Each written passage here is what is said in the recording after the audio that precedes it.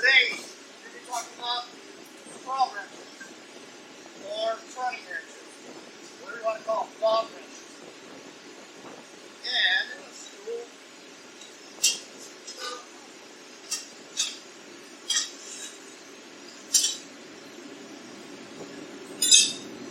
I've had them here in the shop for several years. These ones, fabricated half-inch bar, work very well. And that's the easiest way to go if you need a scroll wrench right now. That. Different kinds of fabrication. This is what I made for heavy duty scrolls.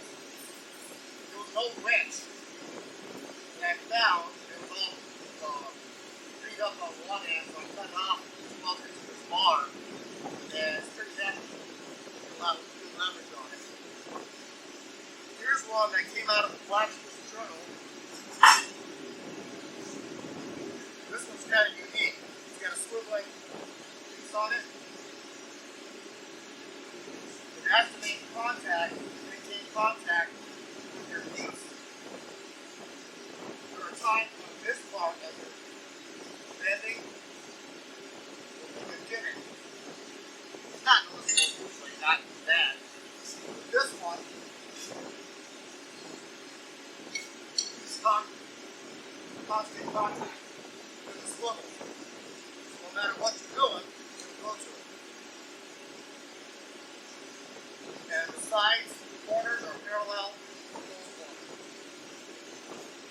So it bends evenly. All of them should. That's kind of a neat one. A little lighter duty than the other ones. But that's nice when the name is above the square corner, as well as machining or drilling a hole, riveting it, your handle. A little more stout this way because you have the width, which takes a little bit more abuse than ones like these that are thinner. Probably not going to bend. Now,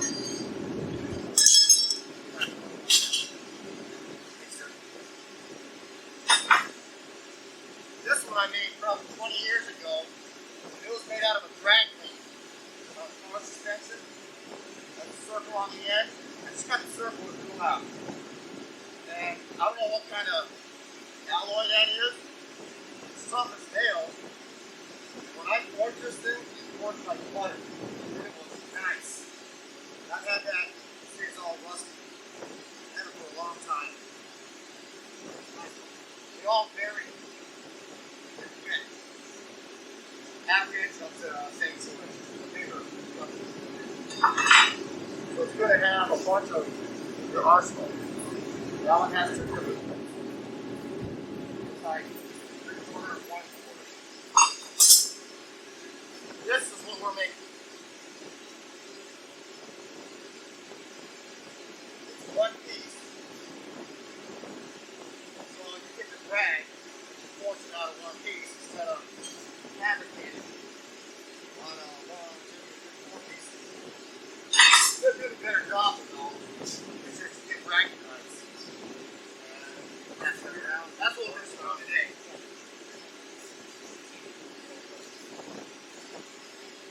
Okay. So the stock we're going to use today is 3/8 by 1 and 14 inches or 16 inches, whatever you have. I'll stop walking over again. Appreciate it. Okay. Now what we're going to do is at the end of this stock, you're going to mark out 1 1/4 on your anvil. We're going to draw that out to about a 1/2 inch square, or whatever length that comes out to. About a couple inches. So we've got that. All we're going to do is put the end of your mark right at that, the end of your stock around that mark. Go down a little bit, set your shoulder, keep your wrist by pushing up into it.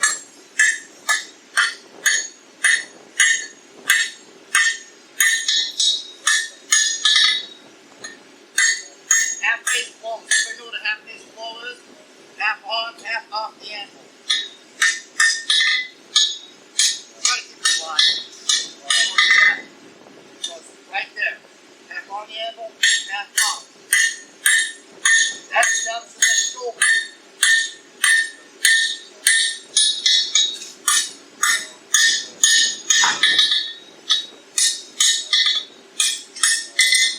Here's our first heat.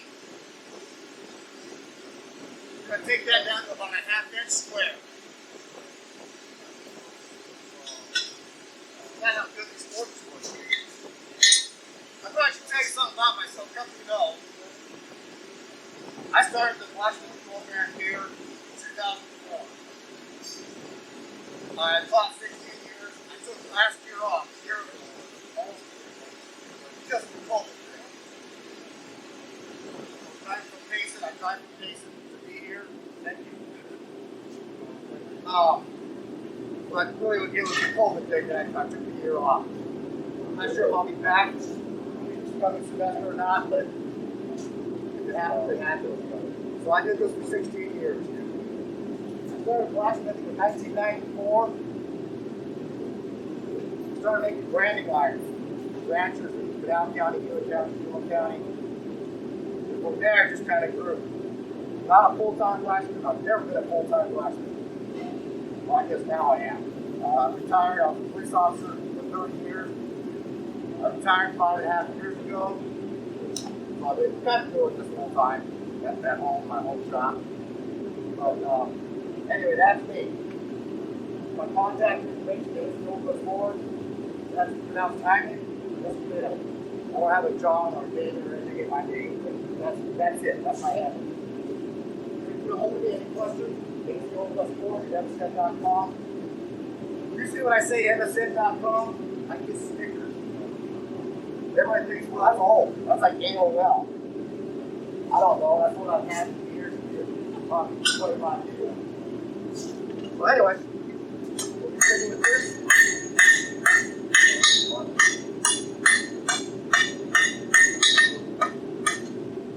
So you keep it registered.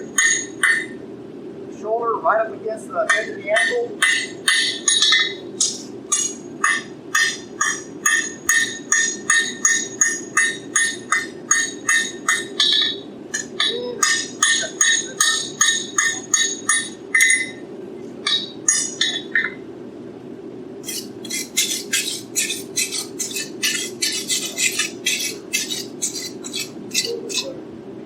Alright, that's what we're looking at.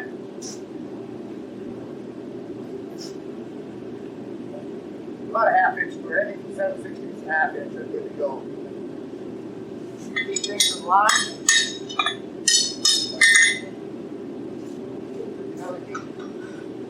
So all the tools we're using today are going to be, of course, a hammer, a top puller. I don't know if you ever had a chance to use that, but these are top pullers. That's 1/2 inch, and I think that's 5/8. They're not handle tools to be swung. They're handle tools to be struck. That's why the handles don't really matter.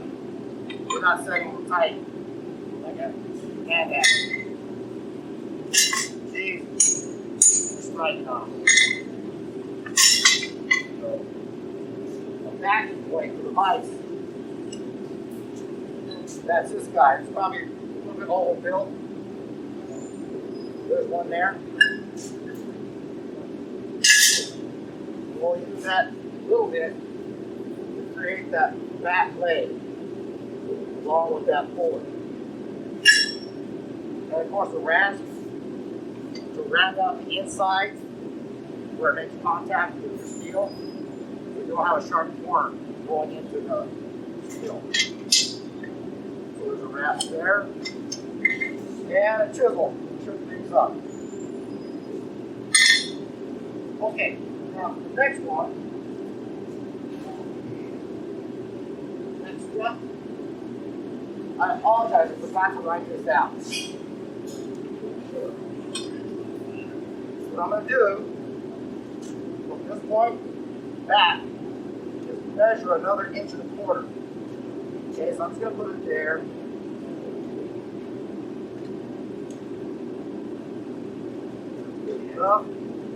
And I'm going to set that right on the corner, 1.25 inch mark, and face below. Mark that. That tab is going to be that back leg. That might be a little much, but get it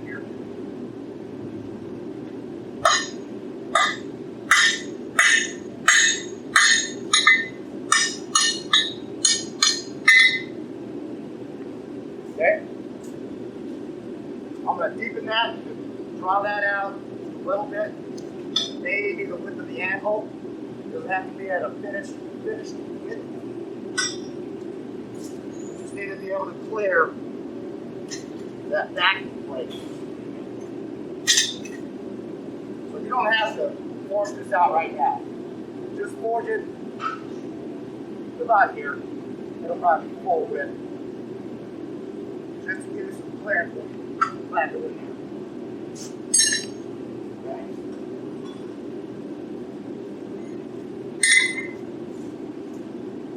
Somebody else is splitting. I'm already splitting. Stop that. You want the cooler turned on? Turn it down because it's kind of loud. Oh, it's down or it's off. How about that fan? Sure. Don't mind. If it doesn't stop. Give it a try. All right, we'll continue on the far side of the anvil. Drawing that out.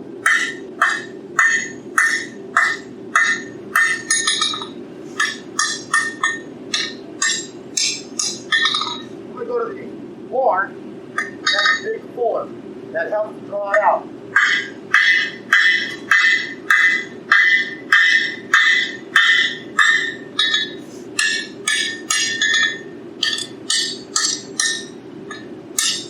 Right, back up.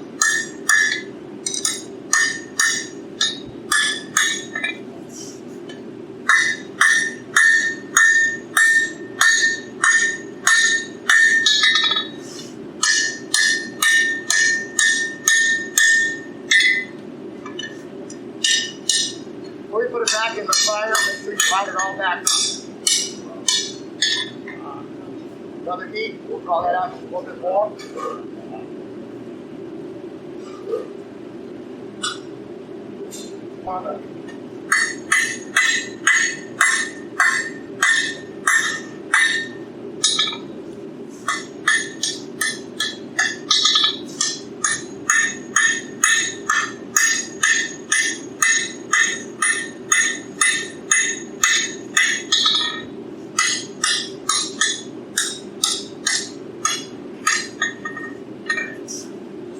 Up a little bit.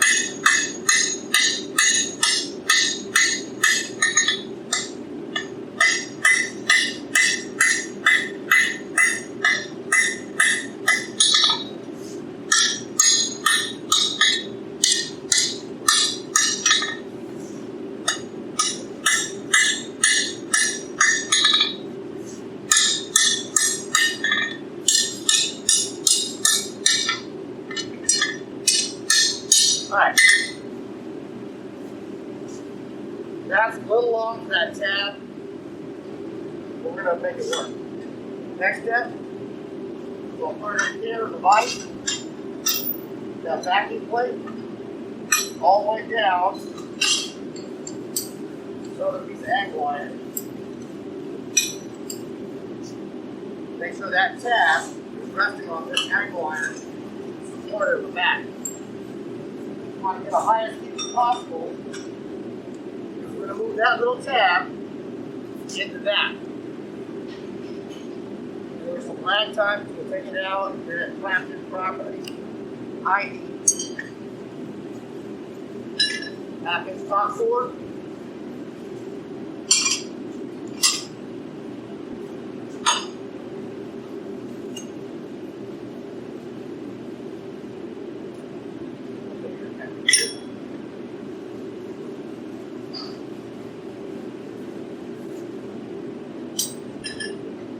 Now this is kind of slow going here. As you're moving that tab,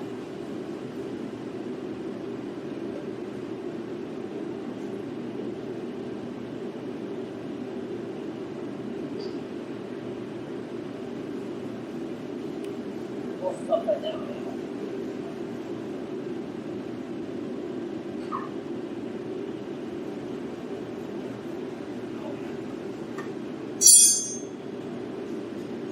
That top board, hammer down on this, that angle iron. This one's going to go down like that. What you don't want to do is Pound in there. Just keep an angle. You want it fairly upright up against this part. Have it this way. You're going to indent that. Keep that handle. Do your best to keep this upright, hammering down. And you start hammering down on this.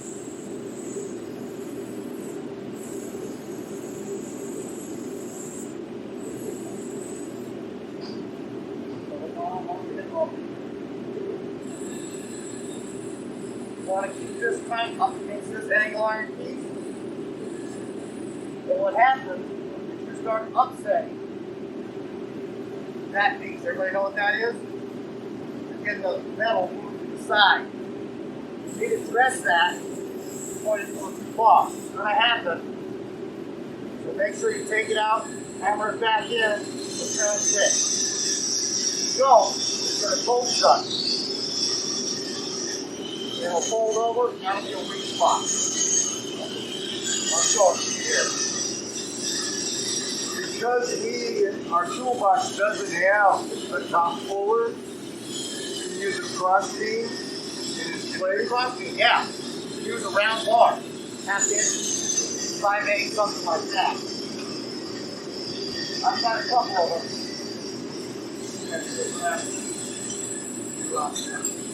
Take down tight up against this angle iron piece.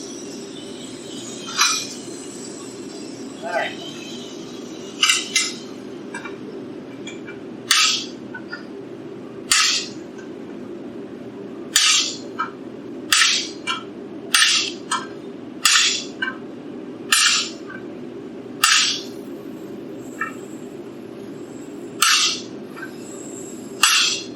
Okay, well, I've got some heat in it. We'll take it out. Dress both sides. See the swelling? Right here on the edges. We need to get that out of there right now.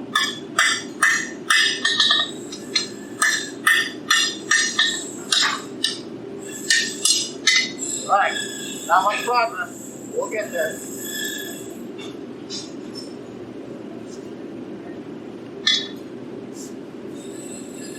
Remember, these things get hot. Don't grab them barehanded. Like everything, black the top, the device itself, the angle. It doesn't have to look hot to burn you bad. Just assume everything is hot.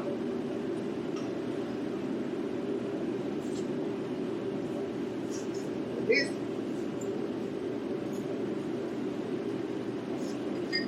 backing plates, that's a little overkill. It doesn't have to be that stout. I have them fit like that because I'm going to use that later on in the process to hammer down. So it's kind of a dual function. For me it is. And this type of scroll wrench is based on Mark Asbury's book. If you don't have this book, you should invest in it. Skills on Blacksmith Volume 1, Mastering the Fundamentals of Blacksmithing. A ton of projects, from basics to more advanced, heat treating, tools. It's really a good book. It's worth, I don't know, 65, 70 bucks. You can get it at 59. You can sell it at association. Our association sell them? Yeah. And then we have, there's 3 versions. So it's 50, I think, it's 55. Yeah, there's 3, yeah, 3 volumes. Yeah, it's working on the 4th now. It'll be out this summer. Perfect. Of course, that's what he told me in Virginia, too. Huh? That's what he told me in Virginia, too. Mark Asbury is one of the best blacksmiths you'll ever see. We're trying to get him for September. We're trying to get him for September demo. Oh, There will be a kickoff coming out of COVID if COVID's over. perfect. Right. This will be-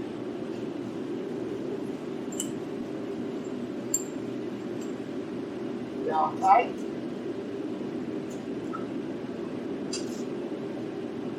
One.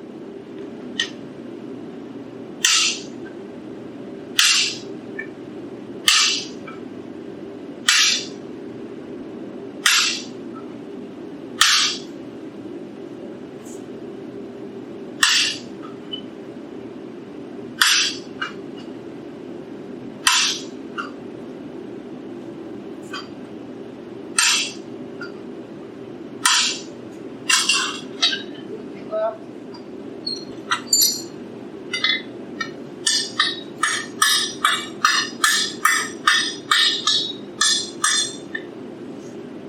Okay.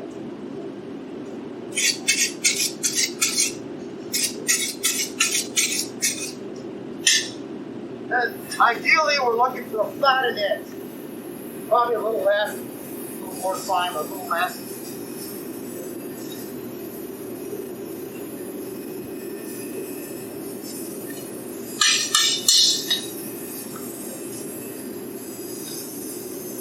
Make a bunch of these with different widths for your shop. You might not use them all that often. You'll probably use them more than just bending metal than making scrolls. It's kind of a misnomer. Well, don't think that's all you can use it for. Bending metal for any project you have. And emphasize that not just bending metal, but straightening it. And straightening, yes, absolutely. Which is bending. Yeah. I have a bunch of them. I probably have 14 or 15 in my shop. That's why I have two of them.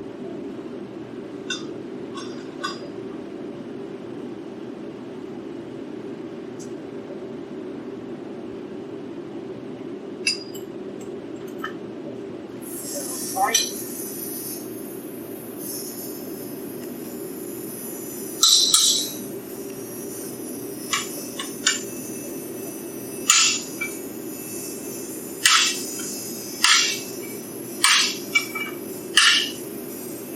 Start to work down that way. Give them a bit of a chisel. Okay, got it.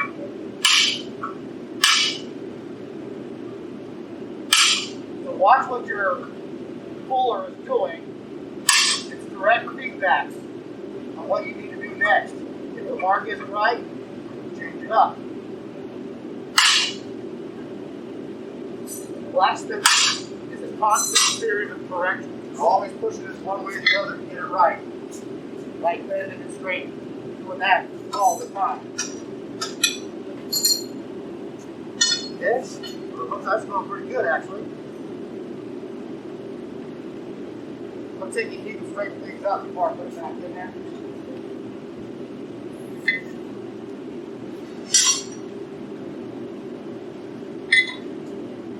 Now usually, not all the time, but usually,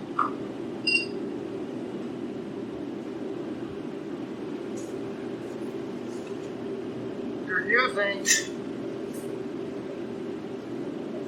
the scroll wrench in conjunction with another scroll wrench, or one, whatever you want to call them.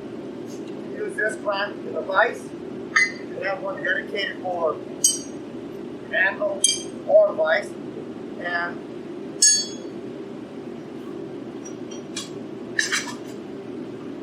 so you put it in there. If I need to bend this more, I would put it in there and use it that way.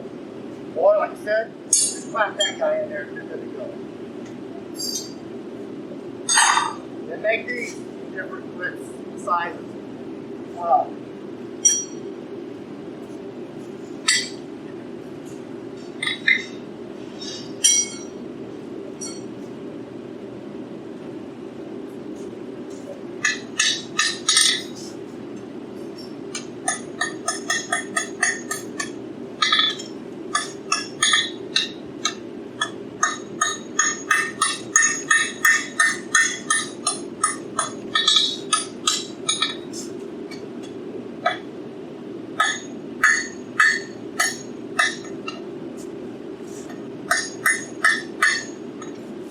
Trying to pretty things up a little bit. Just kind of rough forward here.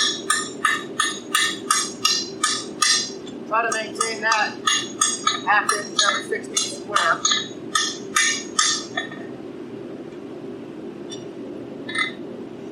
That's looking pretty good.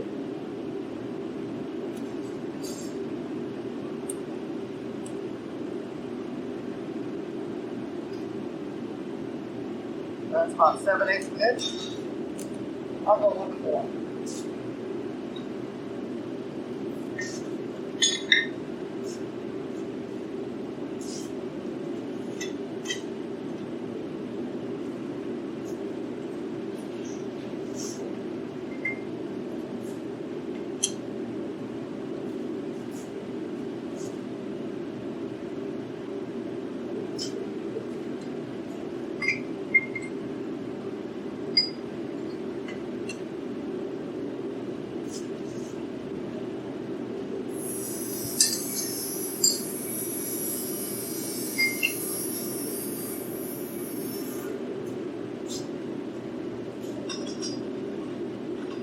Alright, one more.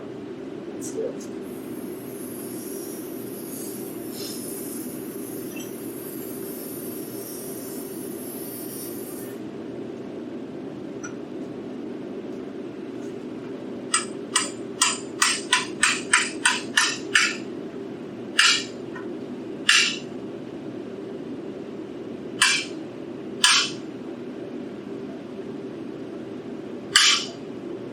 Kind of cram walking it gets you to where you need to be.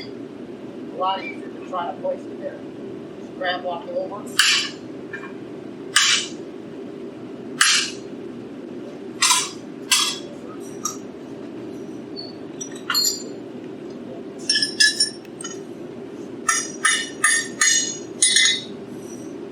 Pretty good.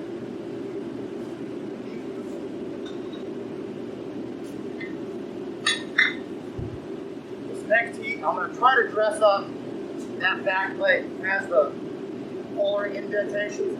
Smooth it out a little bit. It's not all that big a deal. It takes a little matter. Purely aesthetics.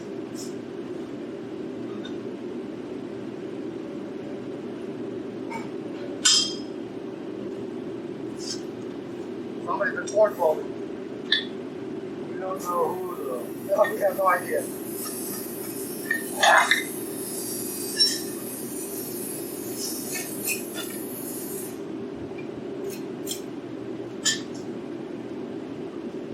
Flux break right there, and that's just going to make it dead. Dang it. That set me back a little bit. Alright, let's try this again. Without melting break. Or just get hot.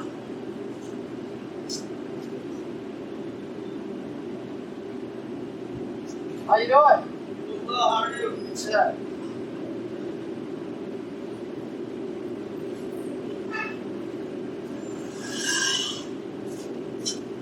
Really?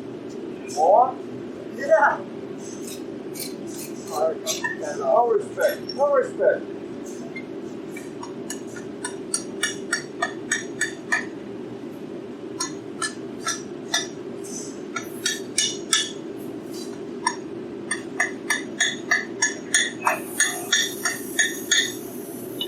Alright. Look at that. There's one. That's all melted brick. Okay, that's where we're at so far. It's probably 7/8 of an inch. Good enough.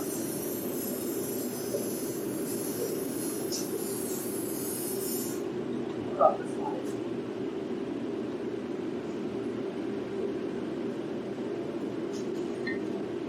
I don't forge well with my propane forge. You're constantly replacing the liner and the brick. Once you put flux in it, it's like gasoline on styrofoam. Just melt it all. The time where we had this thing just like bolted bomb off the whole bottom. It took us a couple hours to chip all that stuff out.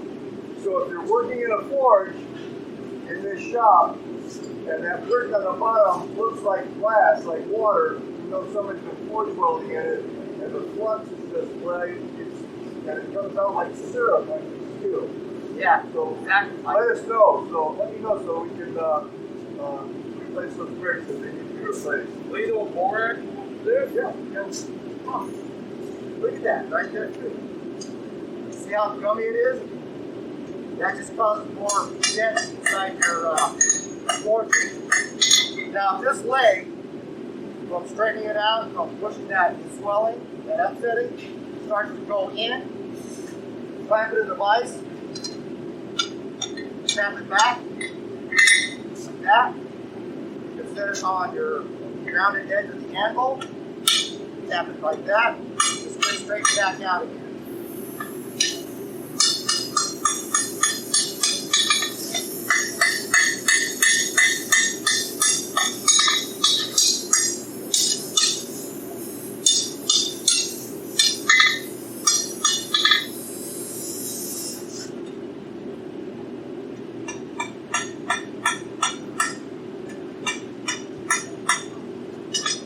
Alright.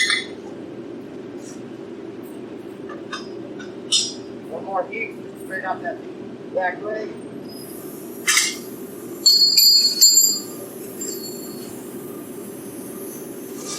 Right.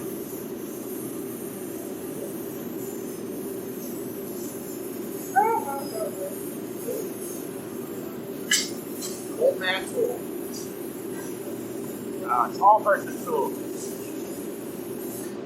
Alright, I'm just going to tap the corner of this down a little bit, this end is tapered. That's looking pretty good. Now I'm going to chamfer this square a little bit, all four corners.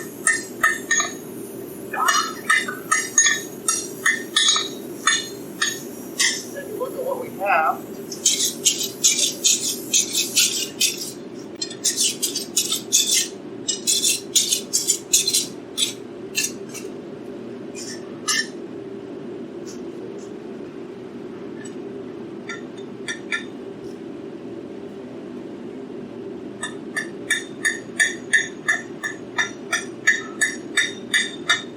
Dress up at this point.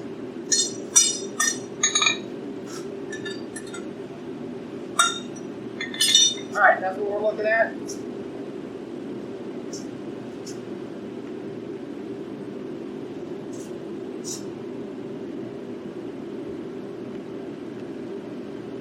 Alright, now we'll take a quick heat. Here's my rasp. And we are going to file, when we have access, these corners, because that's what makes contact material. Obviously, when it's hot, that's when we get the worst. This square. It'll put a line right across that. Now, while it's easy, we'll just go ahead and rasp that off real quick.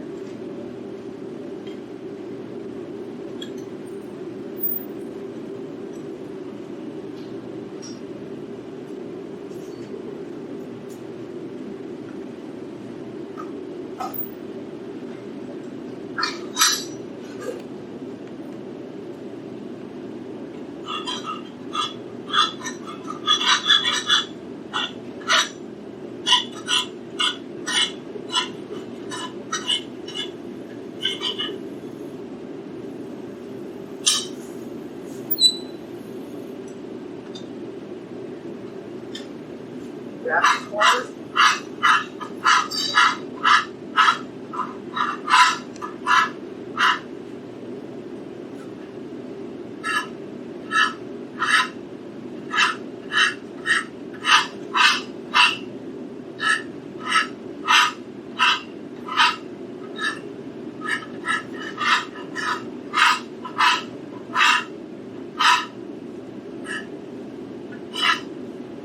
Yes.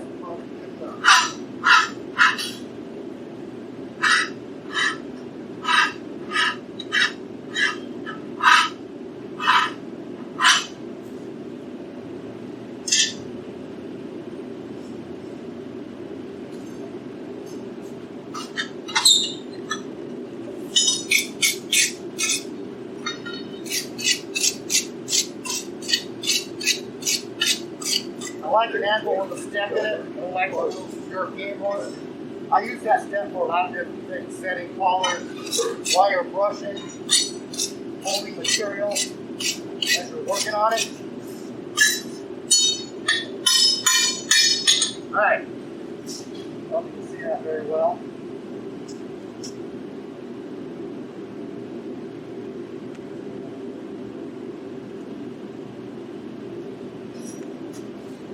Just knock off the corners. So he used a farrier's wrap to file that, and farriers go through them like butter. And they wear them out on horseshoes and hooks, and they throw them away. And you can get them for a couple of bucks, and they're still good to us because they take off raw material, and at the same time, you can buy them for $45, or just a break a couple bucks per unit. They're great. Where would one go about finding a used carrier? Find a used farrier.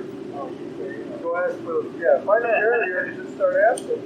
Because they've got them if they, oh, Farrier's file. yeah, that's a farrier's file in the state. Yeah. I thought that was an accident. The neighbor found a 4-footer in his garage before. I leave my garage. Who has gloves? Gloves. Anybody? What? Gloves on for now. No, that's okay. Oh, you want to twist the end? I'm going to cut that tip off.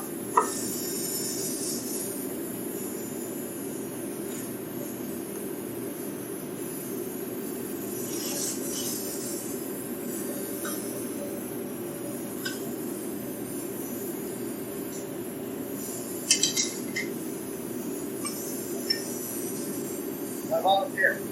It should be cold. I'm going to take it out and I'm going to mark right here real quick. That should be good on that side. I'm marking out 1 3/4 inches.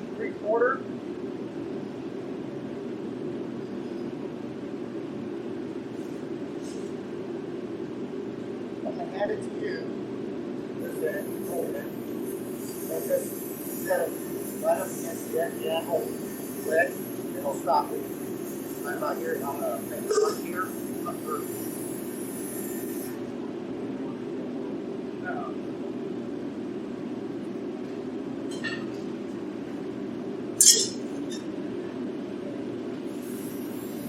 What? There you go.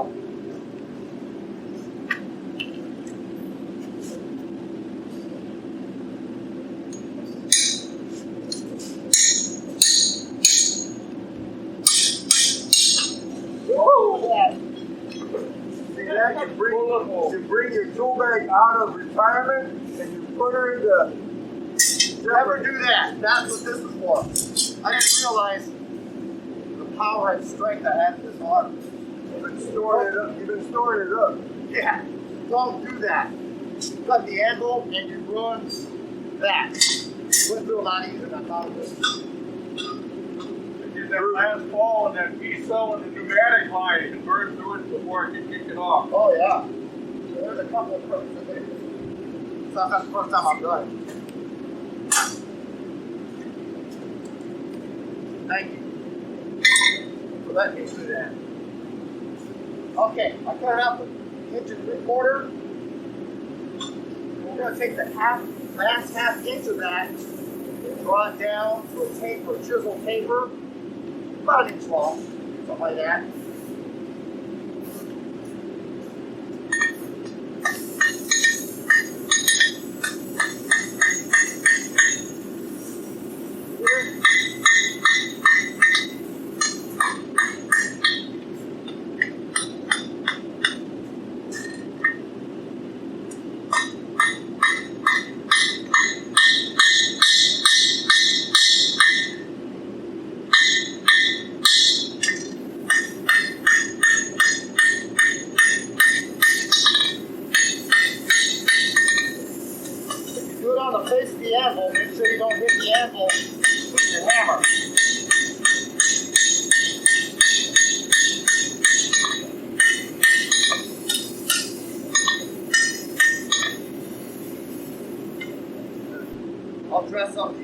bit.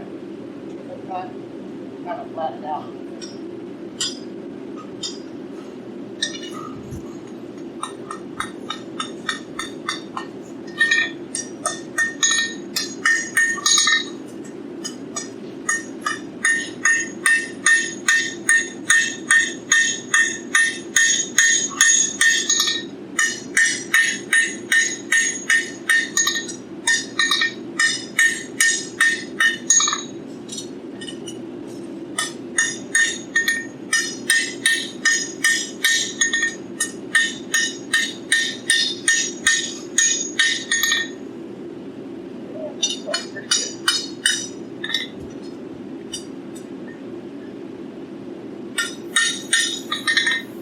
Alright, that's all we're doing.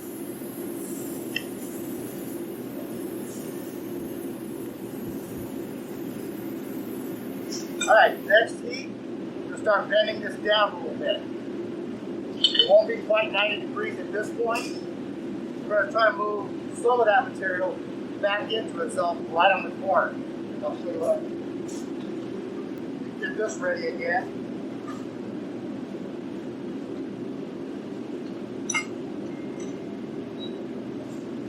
I think this is 3/4 inch.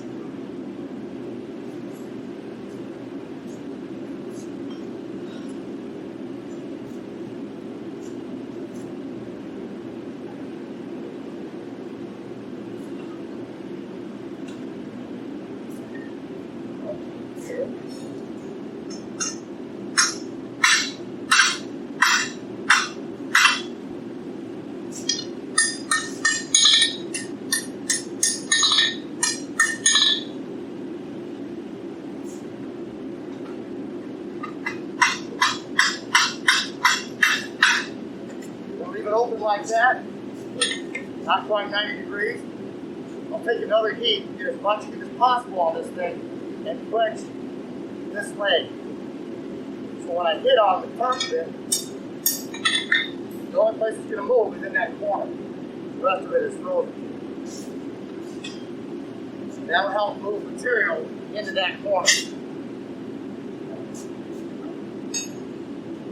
Right here. Doesn't have to necessarily be a square corner, it just strengthens that part of it. This has all this meat here, we'll have this here.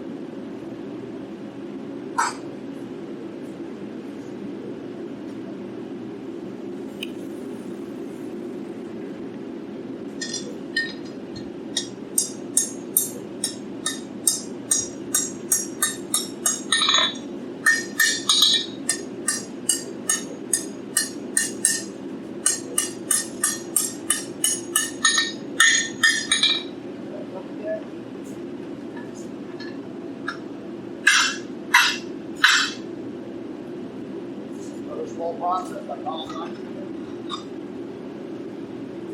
Just a little more.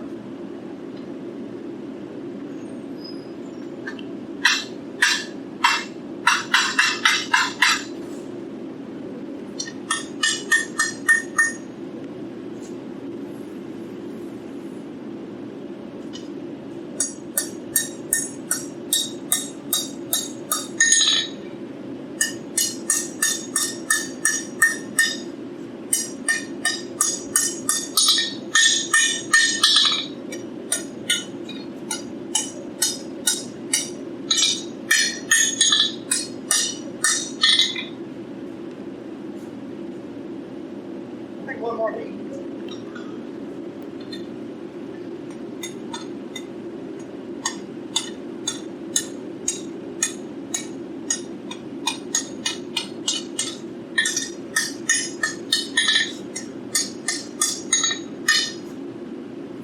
The legs starting to curl in. You get that out of there now.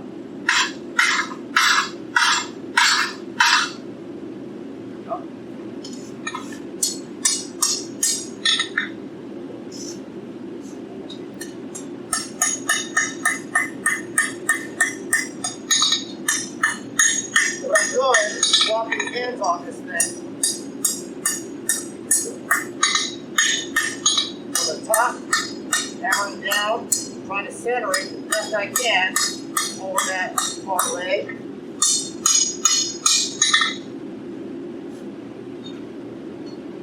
And then from this side as well.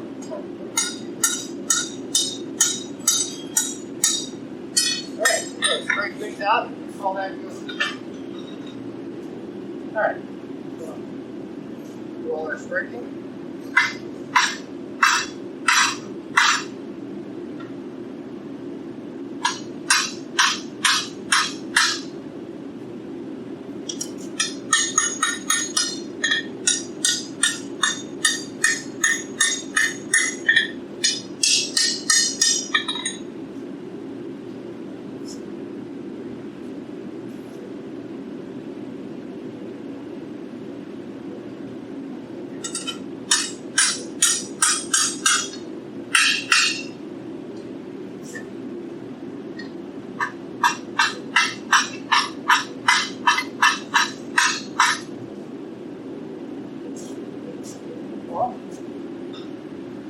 One last heat, we're done.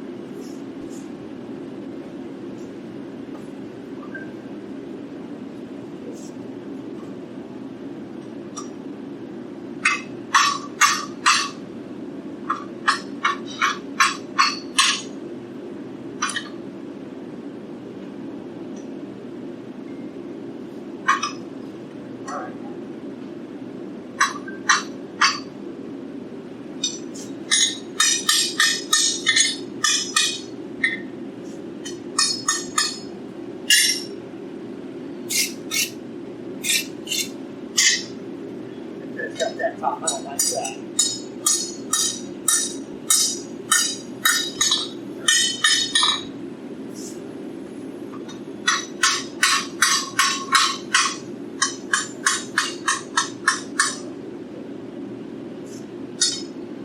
Yeah, there we go. I think that'll work.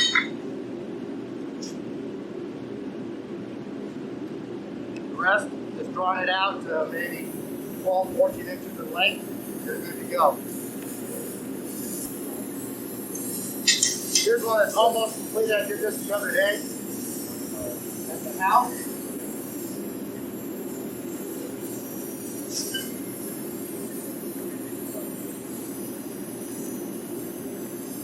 Pick a number between 1 and 20. 16.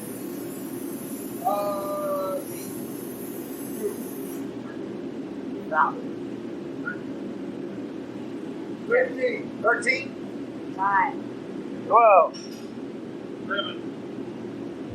I didn't hear the question.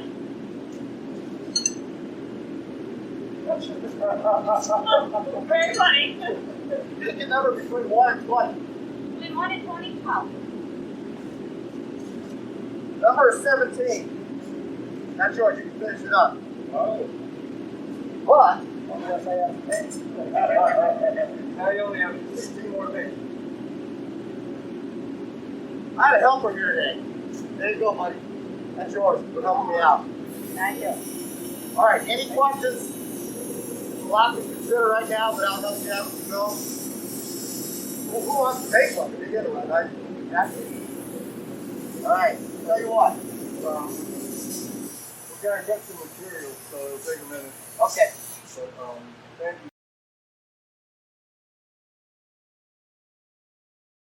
This might take a little bit longer than the other one.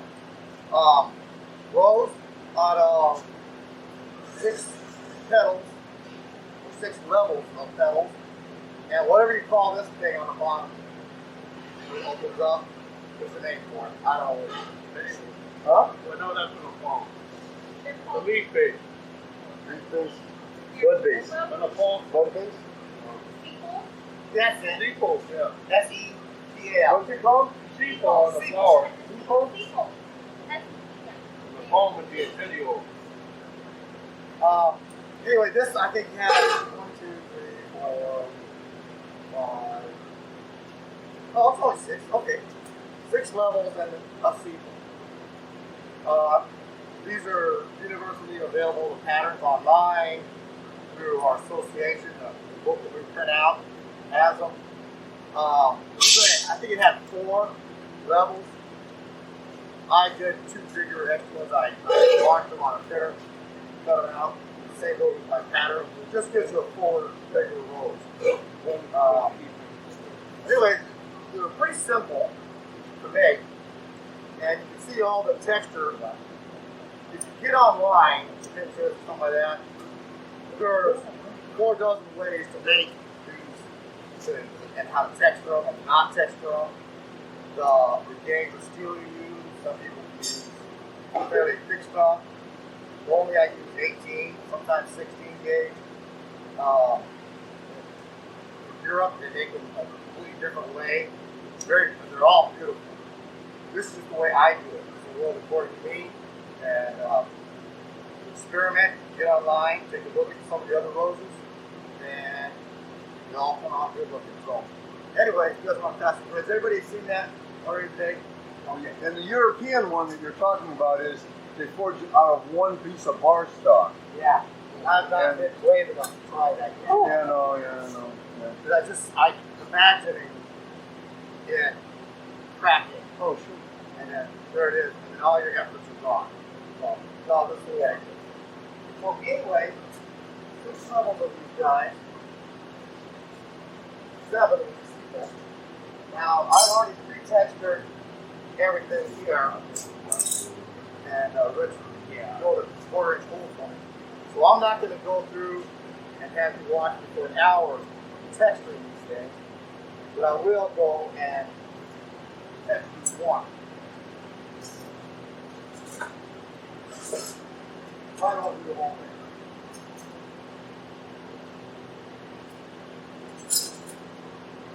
Okay, so the biggest one. So all the other levels, the smaller ones, the second smallest, all the way to the smallest. All you need to do is texture of the filter right through here. That's it. All of them except the bottom one. Because all you're seeing is the top of them, from the inner one. See that? They're all textured here. Anything below that surface is hidden. Now from the bottom, the very bottom piece, you'll want to texture that as well as the upper part of this side. And that's because that's visible on this side. Okay? So I've done that here, and I'll also show you how to roll the very tips of the sepal. And have to have a pretty fine cross beam hammer to do that. And if you notice, that cross-beam hammer was a ball peen hammer that was modified. So go to garage sales, stop at yard sales, start picking these things up for 50 cents a dollar, and then you just take the handle off, you modify that tip, and you turn it into anything, multitudes. There's both sides. You can do both sides. There's that, and yard sale ball peen. Fit into a broad radius. They're cool. All the hard work's done for you. You're going to make one out of tool steel. You have to forge it out, punch the eye, both sides. This is, you've got 3 hours to work for that. I've got maybe 20 minutes on the belt grinder on the yard sale. I never took it off the handle. Yeah. So, anyway, just real quick, I'm not going to go through all of that. I'll just show you. I use a broad beam, cross beam for mine. And have it only to maybe the top third. I do it over the horn. You can do it over here, like that. I do it over the horn.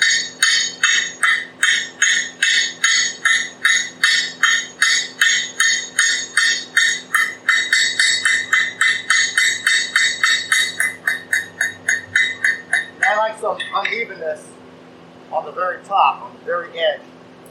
So I'll grab that hammer over the horn. That's all you need to do.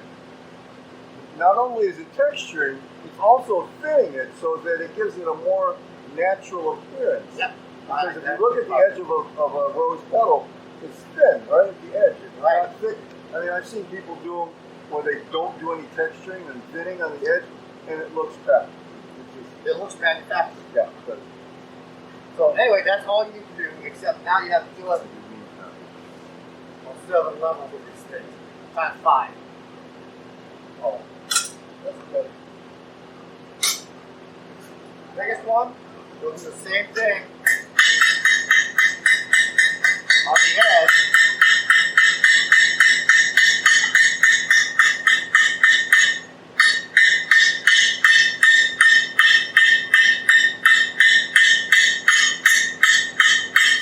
Plus you're going to do the back side as well. Okay? Only because that part is showing. Now when you're doing these things, what I like to try to keep in mind while you're doing the texture is aiming your hammer towards the center. So if you're texturing here, you want that line to be pointing at the very center. Otherwise, you get crossing patterns and everything that doesn't look natural. You want it pointing back in. So your hammer strikes should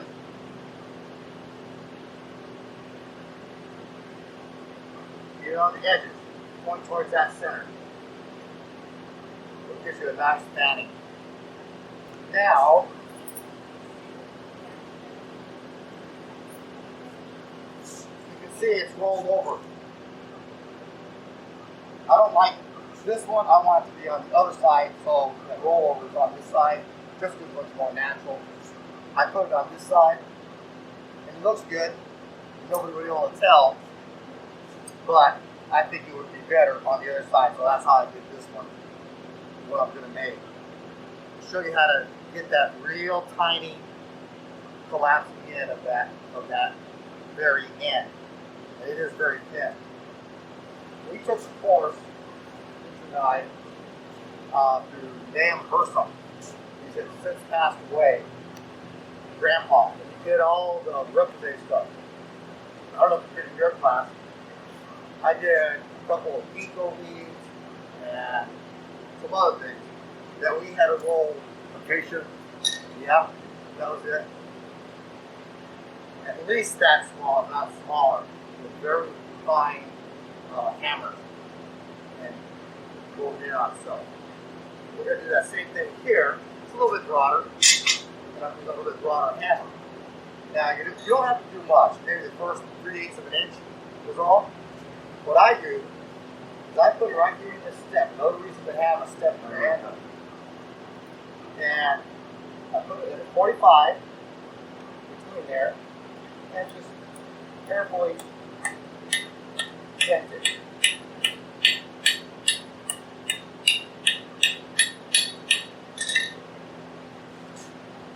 A little off center.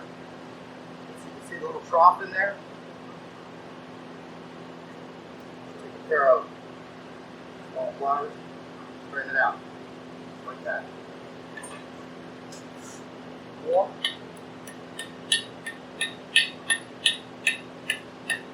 Alright, you have that little trough. Now I'm going to start collapsing it in on itself on the near side, rounded edge of the anvil. You're not making any sharp cut marks in it. Flip it over. Slowly roll it back towards you. Take a look at it, assess it. Do the same thing on the other side.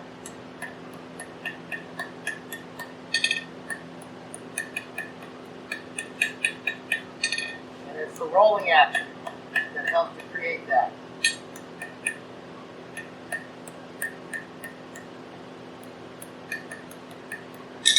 There we go. That's all there is to it.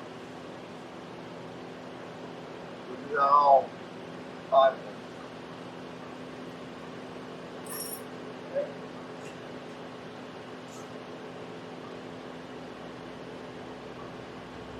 I need to put back up. Try it.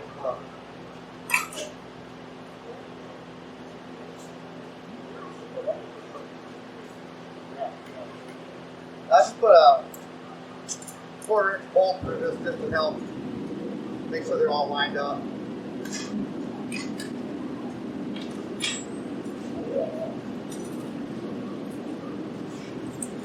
You don't need this in there anymore.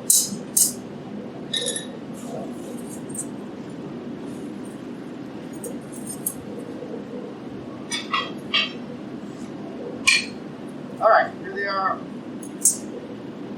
All stacked, ready to go. This is a feeble on.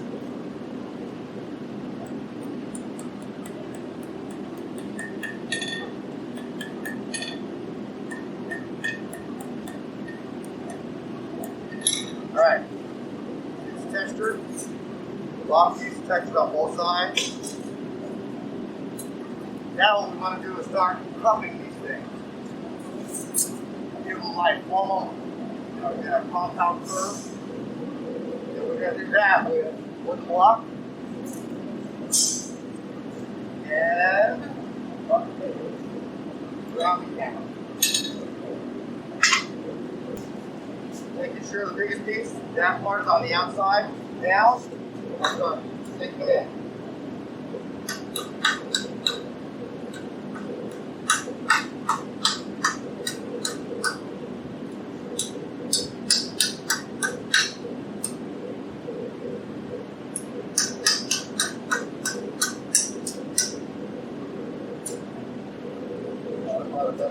Do you have a wooden band like that? I don't. Start sinking them in. A couple things you want to look for. One is they have to overlap at some point. So get them going right now where you can. It doesn't matter where they go overlapping wise. If you want to alternate over, under, do that. This one will probably be all here. Over on both sides of those. The second thing is you want to start looking at how it's rolling up into a ball. No? No. Oh, we got started a little late. Actually, we got started off late.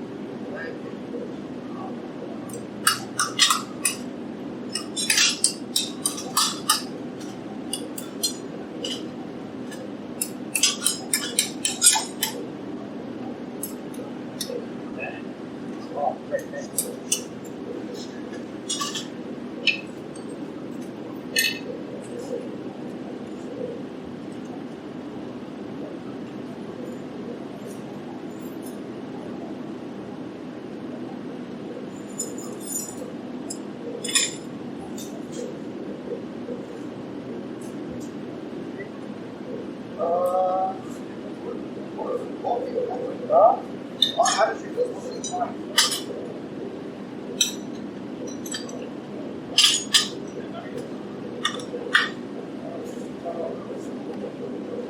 It's more turning wrenches, roll wrenches, the robber beam.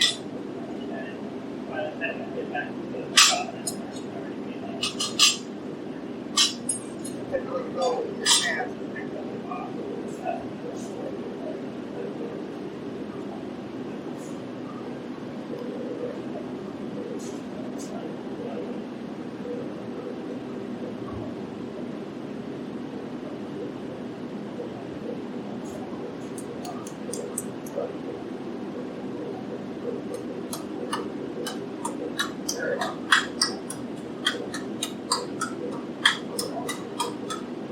Now just preparing the bottom to receive the smaller level of roll.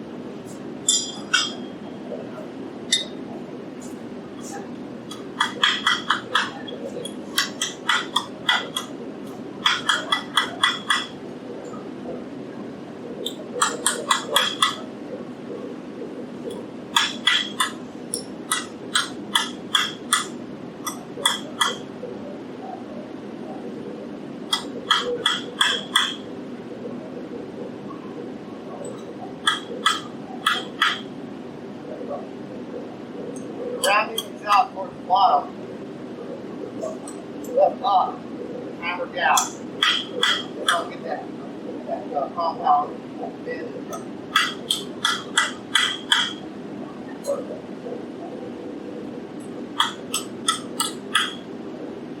Another heat, and I'll dish out just a little bit more.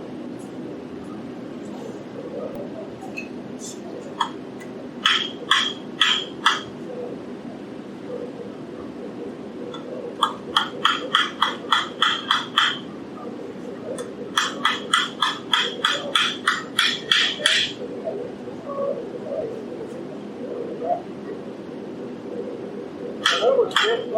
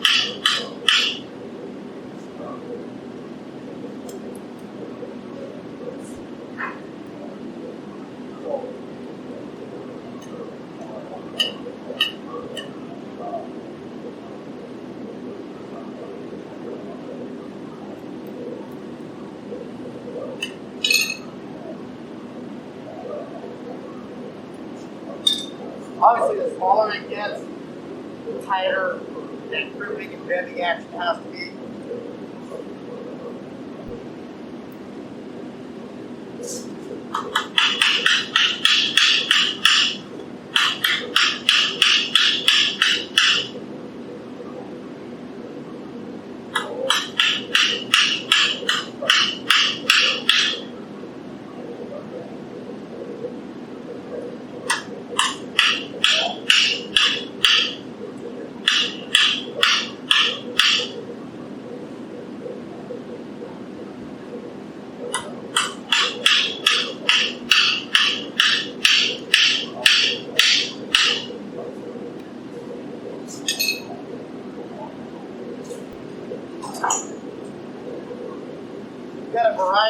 different types of little scrolling pliers.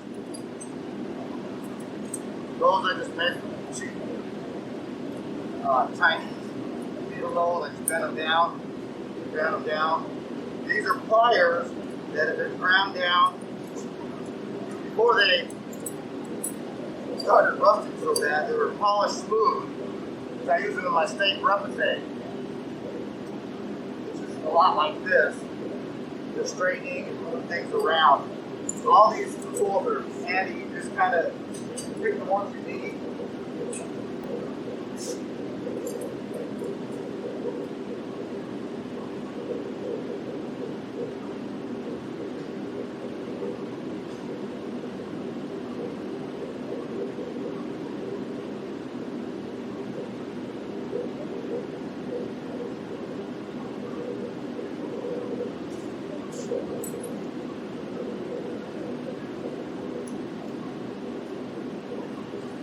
Get close.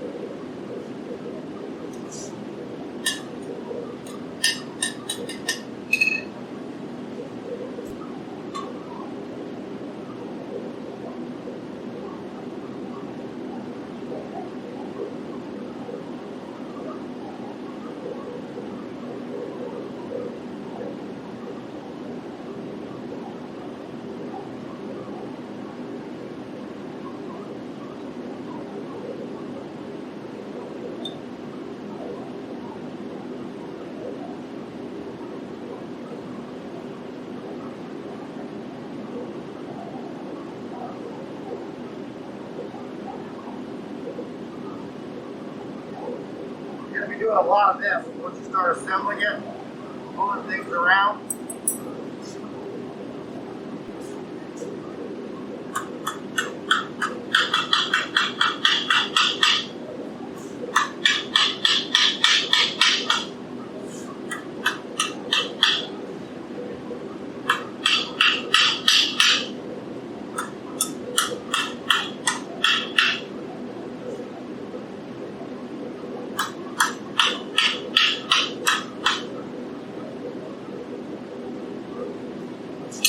That's the very bottom piece. Alright. Let that stuff normalize.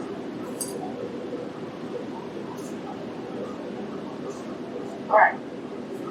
Now we're going to start on the stem. I didn't weld any things on it. You can do that, certainly. I left it there like that. So we need to create a tenon on the very end. Everybody know what a tenon is?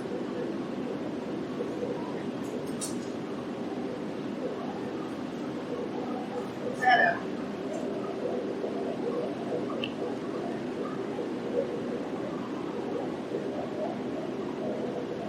That. That's the end of the bar. You isolate that piece. Basically, it's like a ribbon that all formed into the stem. Little D-shaped puller, simple to make. I use 1 1/4 inch hot roll and 1 1/2 inch 120 ball, 8 inch ball. You have to file out the seam that's in there. And I also knock out the corners where it hangs up to the corners. And then I case mark the whole thing. How did you file that seam? By hand or with one of those little rotary files? I did it with my hands. How long did that take? How long did it take? 20 minutes. Because you're only using a 2 1/2 inch part or 1 inch part. So snap the device. Not a long ago. Yeah. Now, what you got.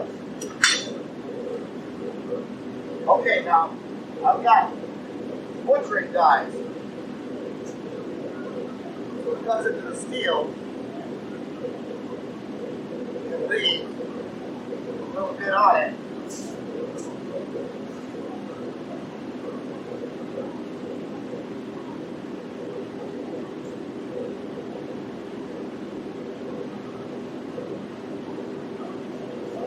Line goes down like that. There, we'll round that up.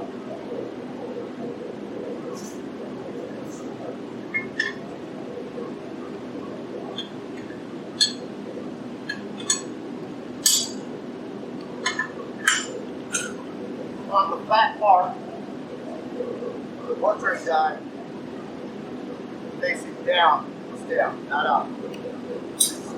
Let's see how this goes out. We're going to go about half an inch in. Is that 3/8 or half inch? 3/8. We're going to go about a half inch into this die.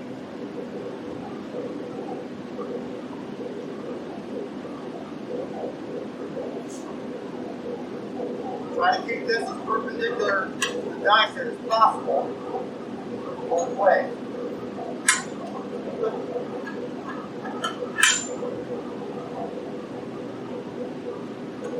There we go.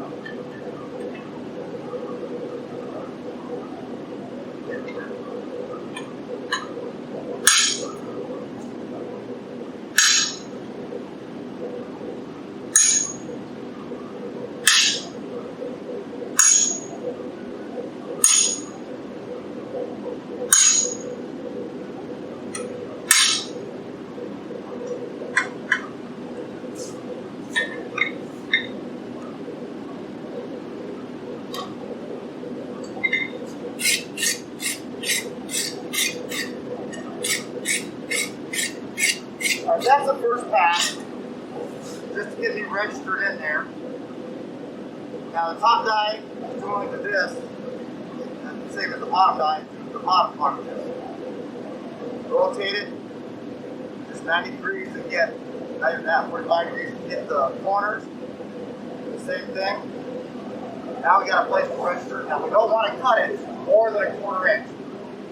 So, there you go.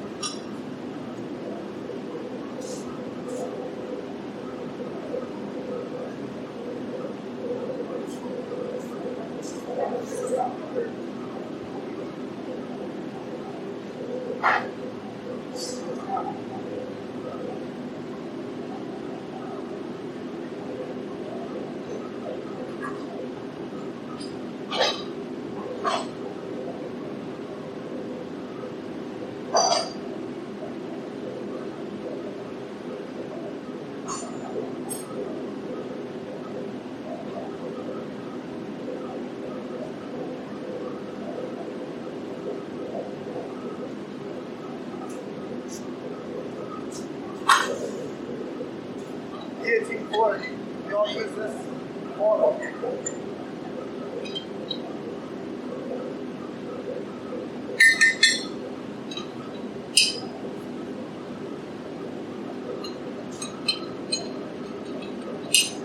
Okay, that should be a 1/4 inch.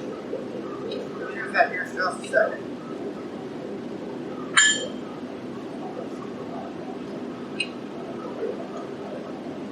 Put spacers in there to give you that 1/4 inch relief. Good. Oh, There's machined in there. Alright, let's get back to this.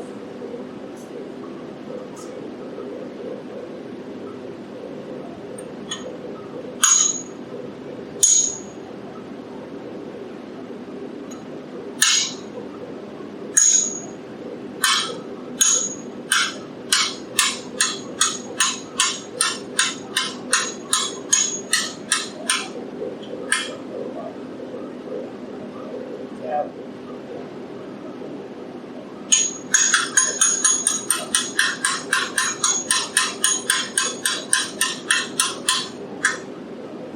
Alright, here we go. Take it to that. Well, I'll hammer on it first, then we'll take it to that. Make sure you work this hot. I want to lose some cold on it. Are you all aware that where you have a transition, some change in dimension in your stock, you have the potential for a crack to start? It's like when you get your shoulders on your skull right. That shoulder will narrow most of it. That's a danger zone. So always take your feet way back. That's on the small stuff. This isn't too bad because it's fairly thick. Small stuff, make sure you take your feet way back. It won't prevent a crack before you off. It will help the feet you. Give you time to notice. I need to stop. The feet is running out back here. You know it's running out there. That's a heat seat.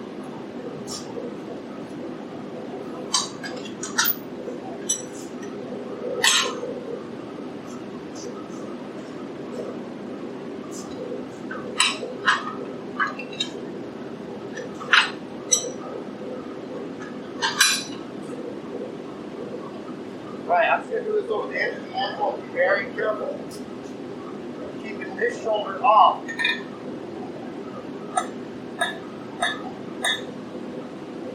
It's a square shape to begin with. What am I doing now?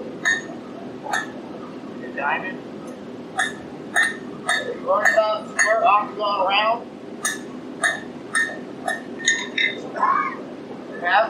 That's what we're doing here. It's square. I'm going to octagon. Being real sure that I'm not spoiling this shoulder. Very carefully knocking those down so I can get it in there without any problem. Okay, one more beat.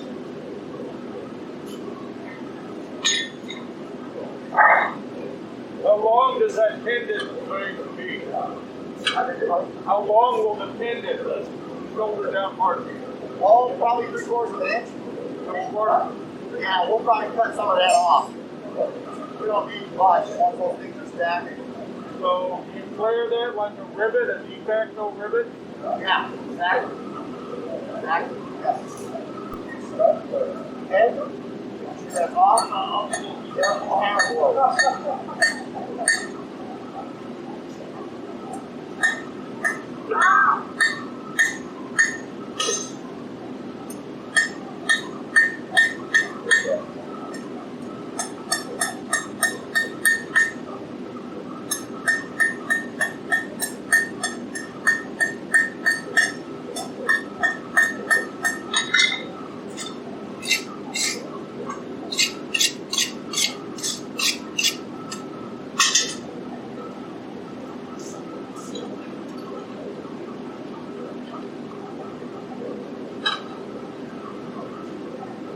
One more piece to draw that down a little bit more.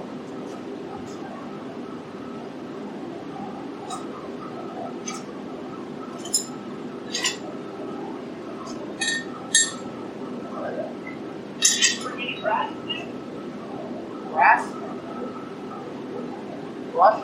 No. No. No.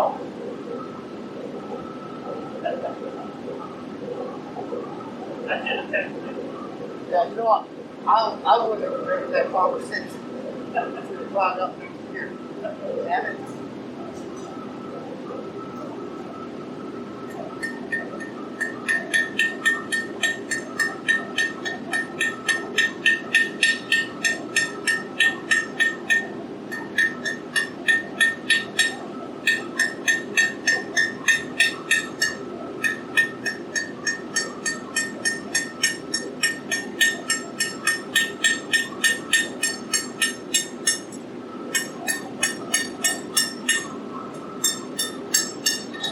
Alright.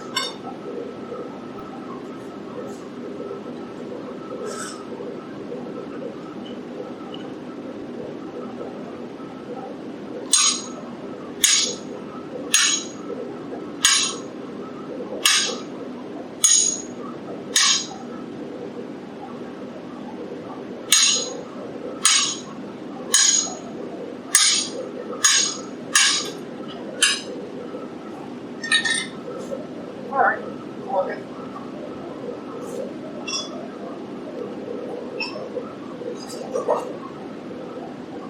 What's this called? Rivet tool. Now, a monkey tool. Really? Is that a monkey? It's a monkey tool. Exactly. Here's a man who made one today. So this is used for set shoulder. When you're doing it, it's called monkeying it up. Monkey it up. A little bit of trick at it. Monkey up that fucker.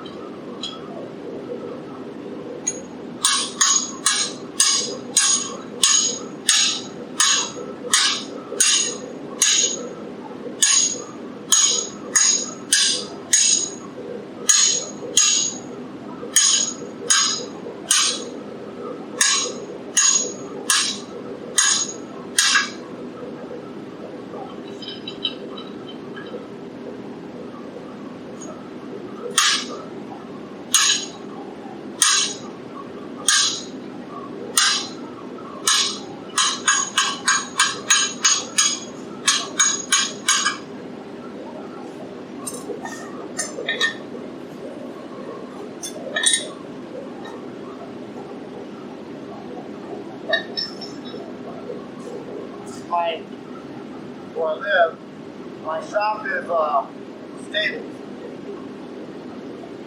And so it's semi-closed, semi-open. All the stalls are open. And the paddock is open the whole day. One side is completely closed. Two ends are almost closed except for a big long door. Anyway, I have no way of securing it completely. So rain gets in there. When it snows, it's 38 by 38. When it snows, it comes in through the doors, well, not even doors, it's open. And coats everything. Welders, anvils, drill for everything in there is coated with snow or rain. That's why all my stuff is rusty. Everything. But I get in the springtime, very big horse spot. Huge. And they make a nest in each little hole that they can find. All my monkey tools have nests in them. Chokers and put the chunky nest. That's called outlets. My airline, I'll leave an air hose unplugged, go over there. Regulators. Those guys that cost me hundreds of dollars. I built a nest with a regulator that's open.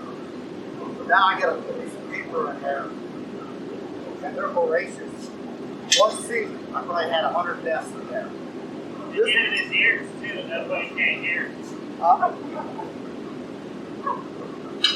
This one had one in it yesterday.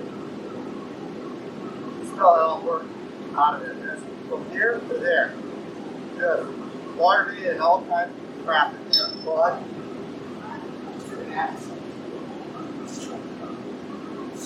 That's amazing.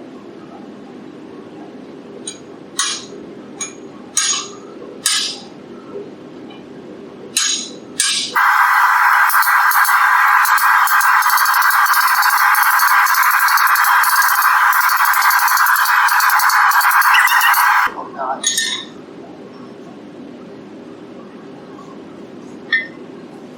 I'll get up.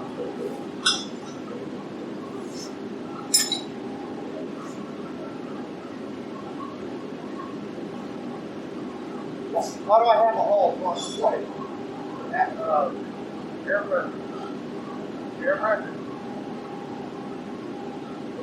Good. Oh. So if you have a channel, 2 inches long, you can see it before it upsets the bottom. That's at the bottom of the hole. Kind of what Richard did with the press and that big piece of metal that punched up. Same thing. Get the tin up with it, and it splits at the very end, you're not going to get it back out again. So that's what that's for.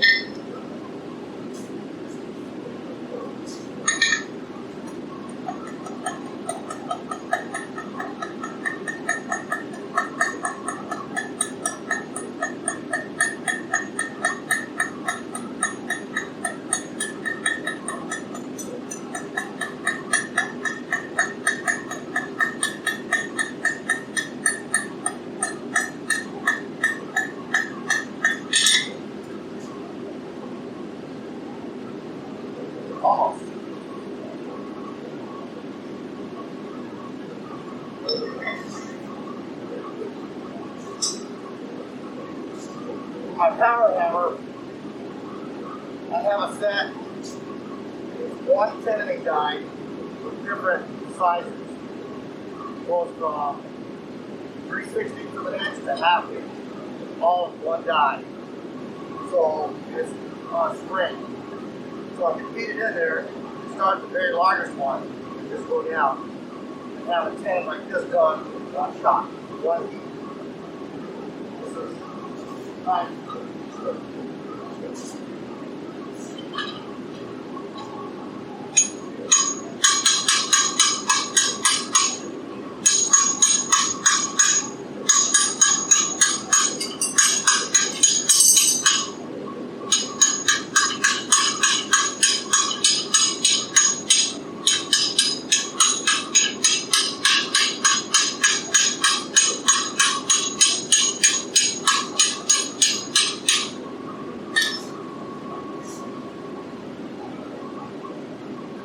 There we go.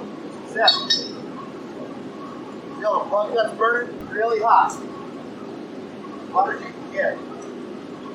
Clamp it in about a half inch from the start of the tin.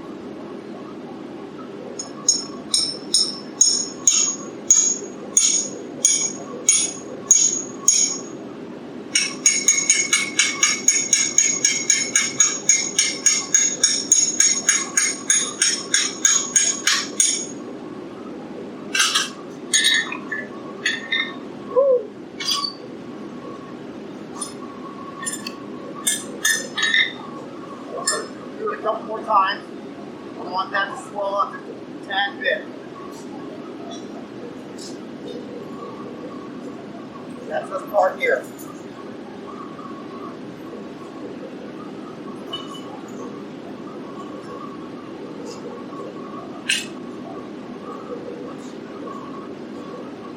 On the next heat, I'll take it out about 3/4 of an inch. We'll start getting that swell a little bit further back from the tennis.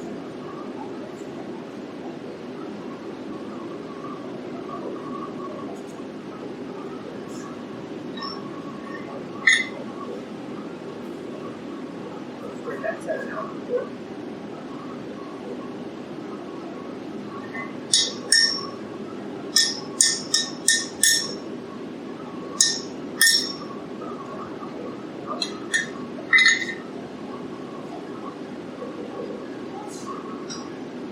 Tennis was kind of shooting off a little bit.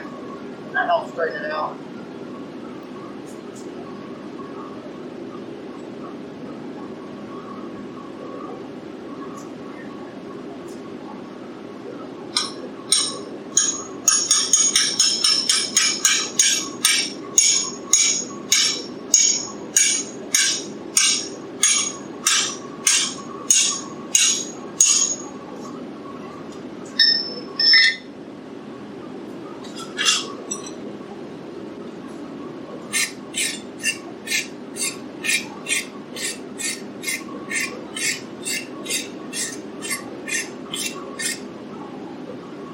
One more heat just to get it swell on the ball. You all know Robert Matliff? Okay. I don't think we've met. I'm the instructor on Saturdays and Monday, Wednesday. Good blacksmith. He took my class 6, 7, 8 years ago. And it's just taken off. One of the few students who picked up on it, didn't let it go, and continued on. Now he's teaching it. Yeah, I got all my memory loss and skills from him. So I've forgotten everything that I learned, but I learned it. Your hearing loss is probably. What? Yeah. There you go.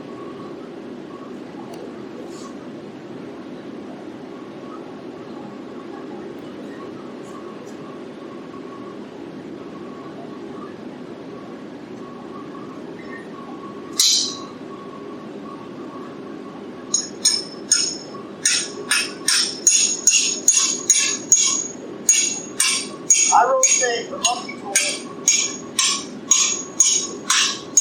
trying to get rid of an even upset if I can. And it sure cleans up that shoulder nice. It swelled a little bit. I'm liking that. All right, on to the next step.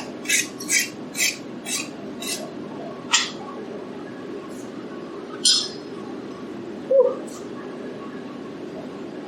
Now, we need to round that up a little bit. And we want to get it kind of an organic look, so we're going to put all these divots in it. And I like the square for this instead of a round, because you're starting out with facets, and you're just adding to them. And we want to taper the big part we just upset down just a little bit. We're going to do it over the horn, since that's a puller, and I'm using a rounding hammer on top. So I'm getting scoring action, both top and bottom. Okay?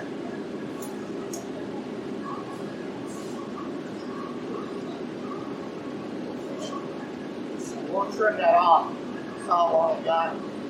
The depth of the one more pedal. The depth of the cup pedal. Yes, but what I like to do is clean up the pedals and put a screwdriver in and get everything set down. Now I have a fairly accurate gauge how far to cut that. It's a quarter inch, so I need to cut that 3/8 of an inch long. That's the formula for cutting your rivets. 1.5 times the diameter of the rivet over the simple material. The actual rivet end, and you use the setting tool to microwave? I just use a straight punch right here. I put it in the vise, hammer it down on that rivet, and it spreads out. Everybody does this every time, this big. It's loose. Last time you shipped the rose, was it solid? It moves. Or it does this. And then people get hung up on it. Look, it's not very tight. Go grab a rose and shake it. Let's go over here and walk over and pluck one. You shake it. It moves. It doesn't move, you're right. Alright, here we go. I'm going to start out on the corner, on the broad part of the horn.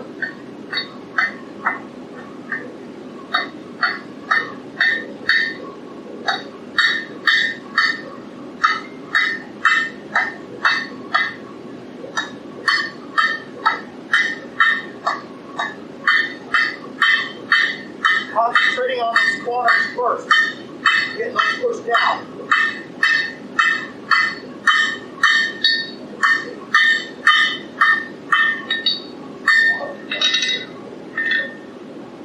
I don't want to hit that right now because that is a weak spot.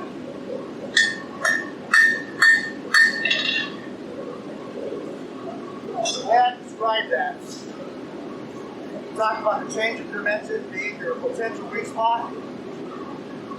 If I have that thing hanging out 4 or 5 inches and I'm hammering back here, what's happening is, if this were a lead or a tenant or something like that, there's the hammer. See what my hand is doing? It moves. So it's hanging over the edge of the anvil, and that's what it's doing. That movement will cause stress fractures right at that transition zone. And after a while, so many repetitive heats, you'll see the cracks enlarge. Pretty soon, be careful of that. I hope I know it goes, but I'm not.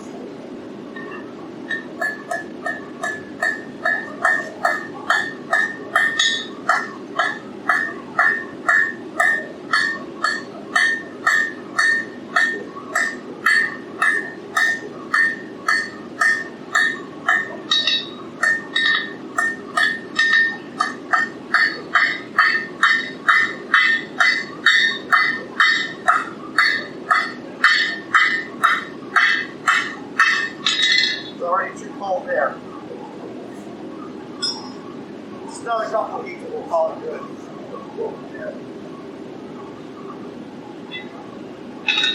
This is a long process.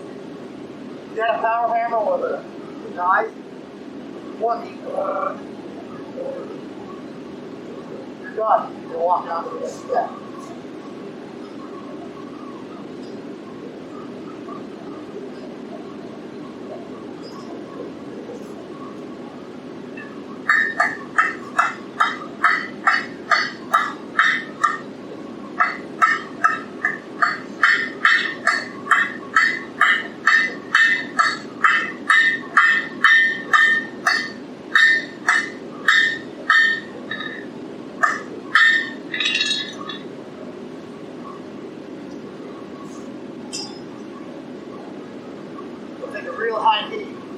that tenon yet, so I can straighten things out. Hopefully I don't break it. Go back. Is that hardened steel or just wild steel? It can be hardened steel. It's a jackhammer bit. Oh, that'd be very hard. Yeah, deep trade. I did. Did you make it then? The reason I asked, hardened steel is hard to drill. Right, so you're healing. You got your lens. Heat it up to 30 temp. Throw it in your wood ash or lime or something like that overnight. You're ready to do it again. That's up to this S5. Do that a couple times. Let it anneal overnight. Then it'll be soft enough to drill. So you could make that out of mild steel and then harden it? Absolutely. You don't even have to harden it. Because you're hitting hot steel with it. Hot steel is perfect. It's going to be harder than it's going to be working. So it's not a big deal. I just happen to have it.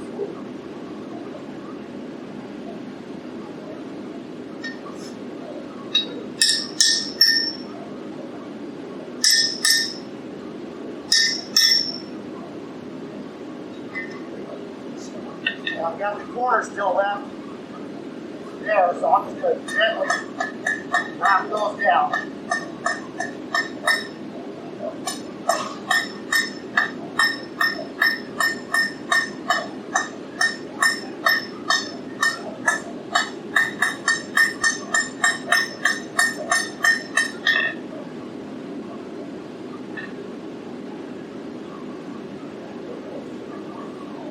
Looking like now. Looking pretty good at it. I could go thinner with the stem. Because I like the real thin stem like that. For the sake of time, I probably won't go real much thinner than this. We'll see.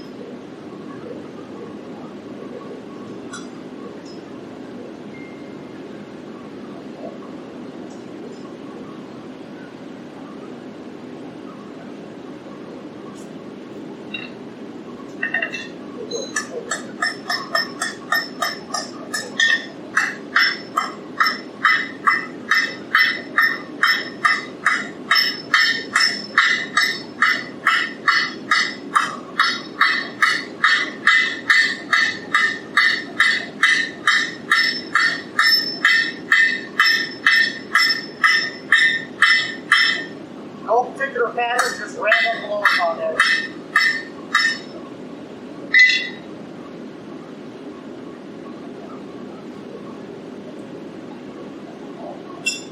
But I'm gonna get them.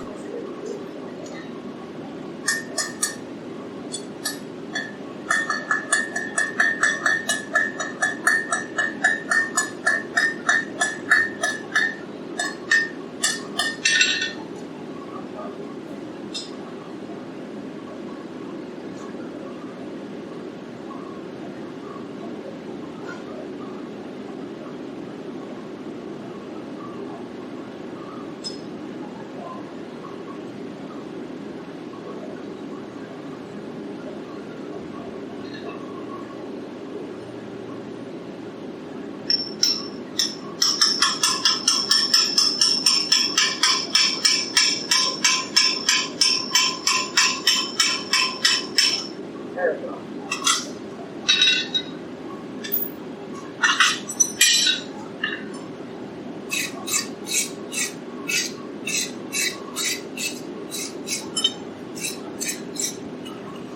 Okay, that's what we're looking at.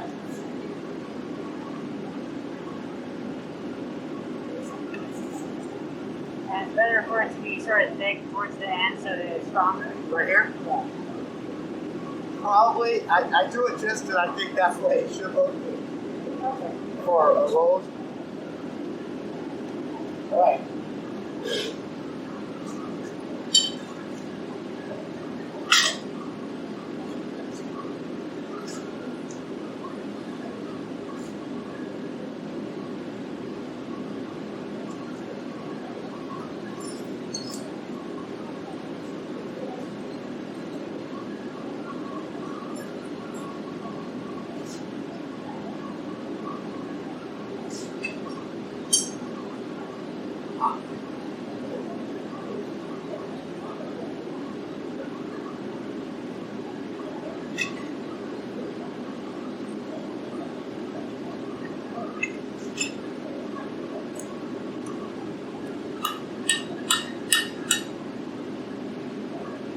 All I'm doing here is just setting them down.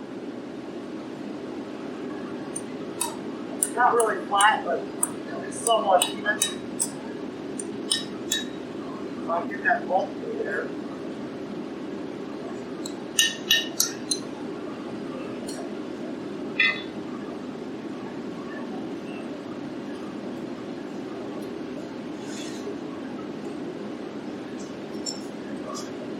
So the handle's right here. Yep.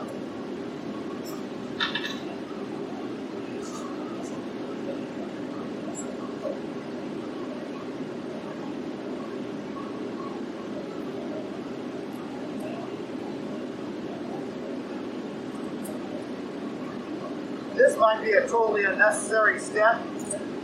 I like to do it to help flatten it out prior to putting the stem in there, the tenon.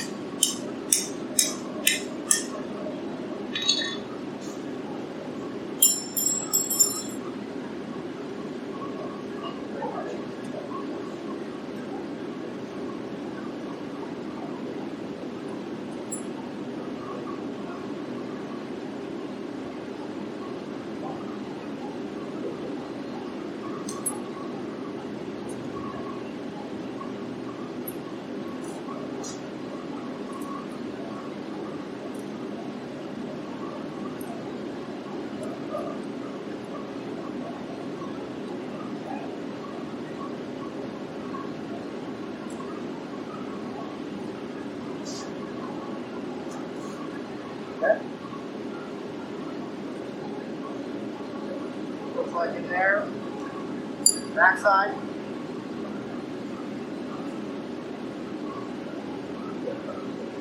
I'm going to take a mental note how much the thread is showing. Give you some idea how thick it is. And it's really not rocket science. All you need to do is rivet over that tenon inside it here. You're not going to see it after that. It's going.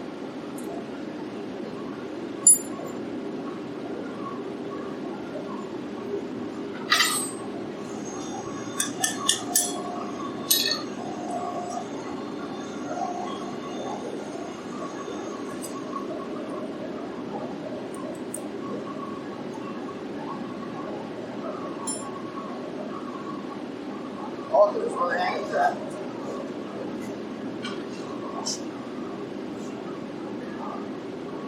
At the same time, I don't normally point this stuff. It's better to let it pull on its own. We gotta get going.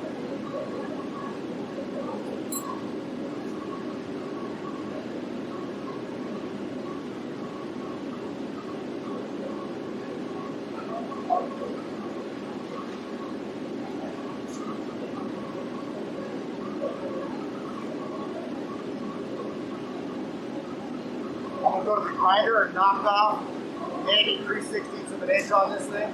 So I'll be right back. What I did was ground it down, then I put a chamfer on the very end of it, I'll pull through, and knocked off the scale so it doesn't hang up the bag.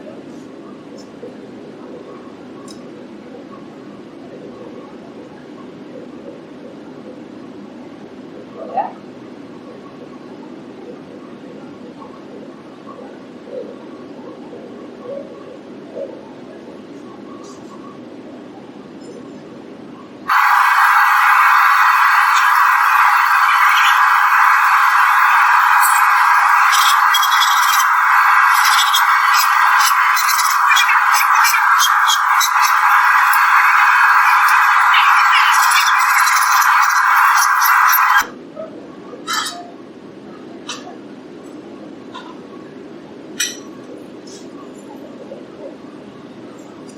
There it is.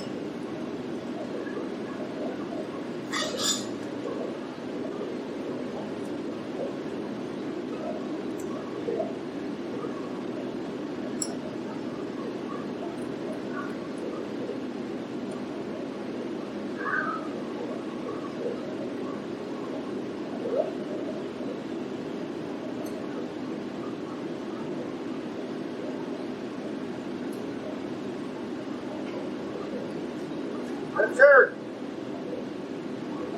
You gotta refuel.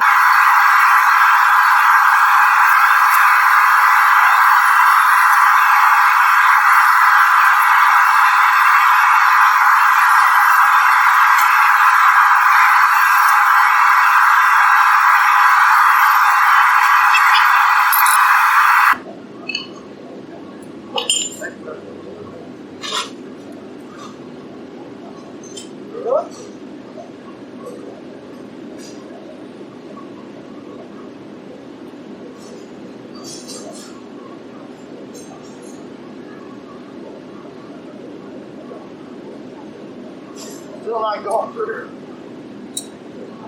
Fast emitters. Back to the grinder.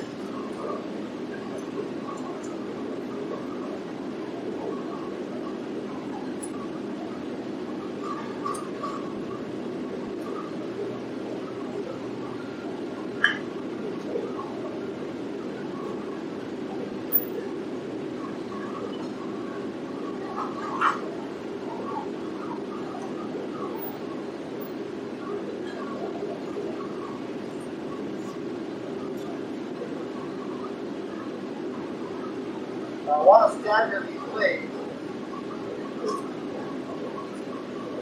So pedal falls in the gap. Hopefully they stay there.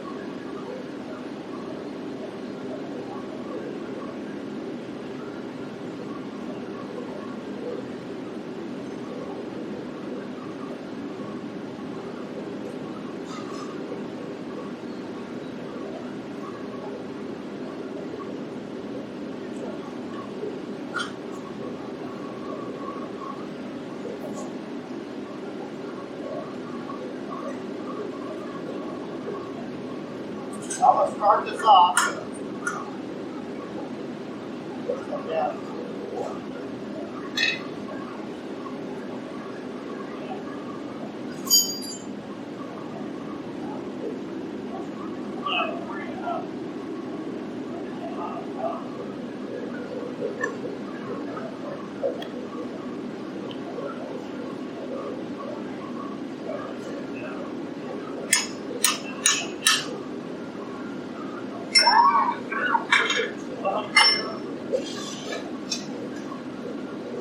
Sure things are semi-lined up. I'm going to start upsetting this a little bit.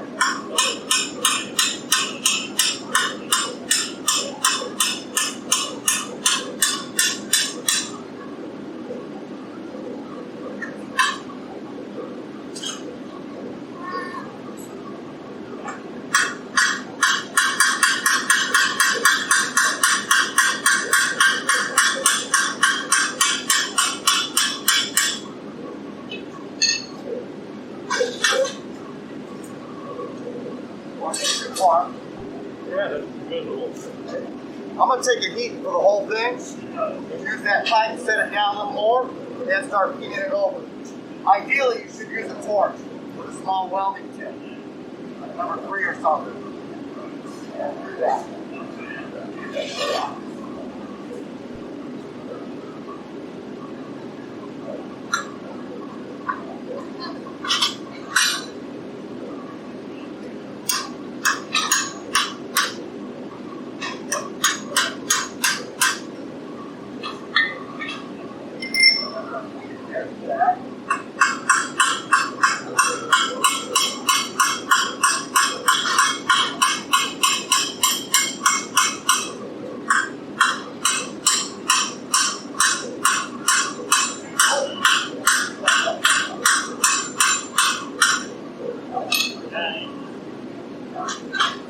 It shouldn't fall out now.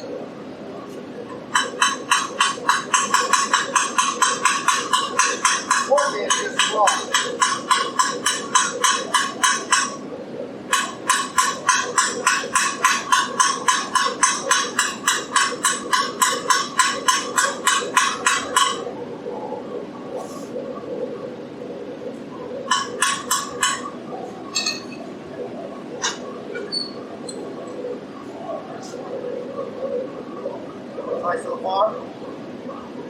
But I need an isolated heat.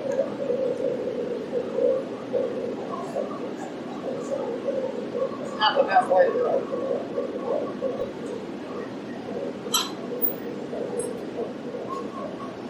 I think that might do it.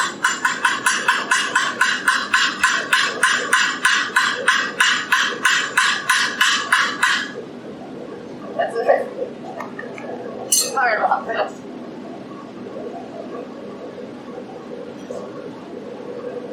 You don't have to shut it off yet. We might use it a little bit anyway.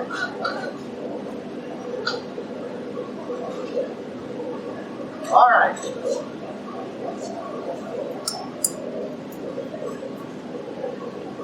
That's what we're looking at.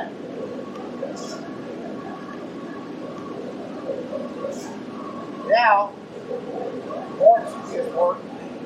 We're going to start bringing in the center pedal first, and then work outward.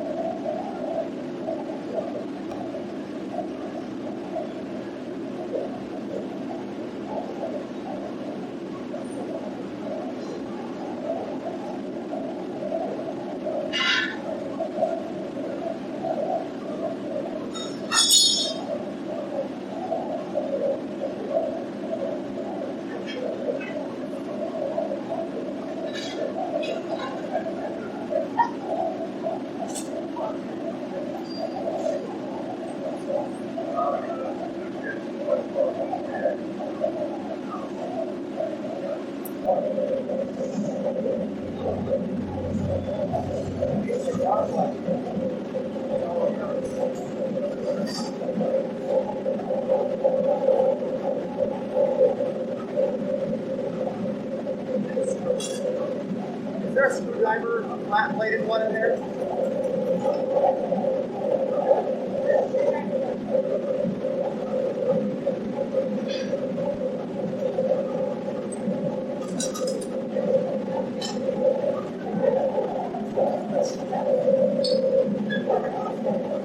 If not, I can use the middle. I'll use it. Thank you.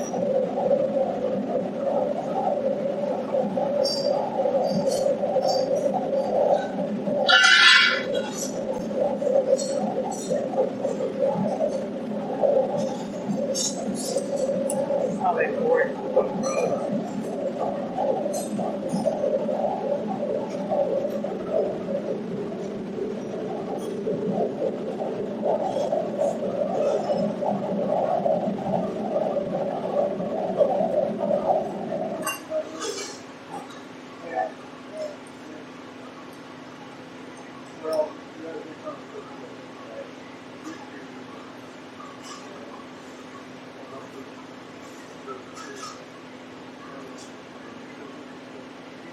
that Use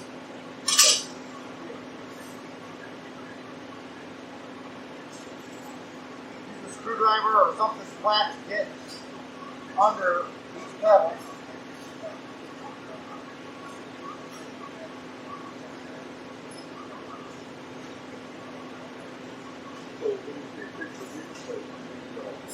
Take your heat towards the bottom of each pedal so it doesn't break. It's pretty thick.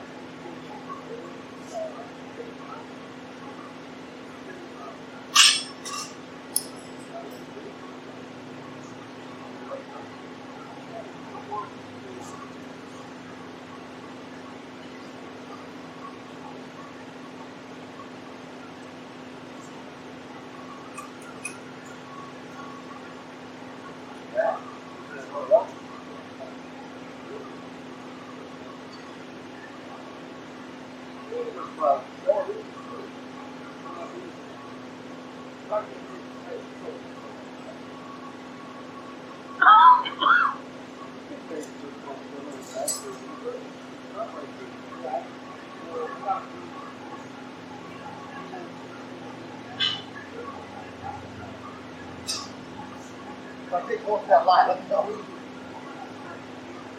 Towards it.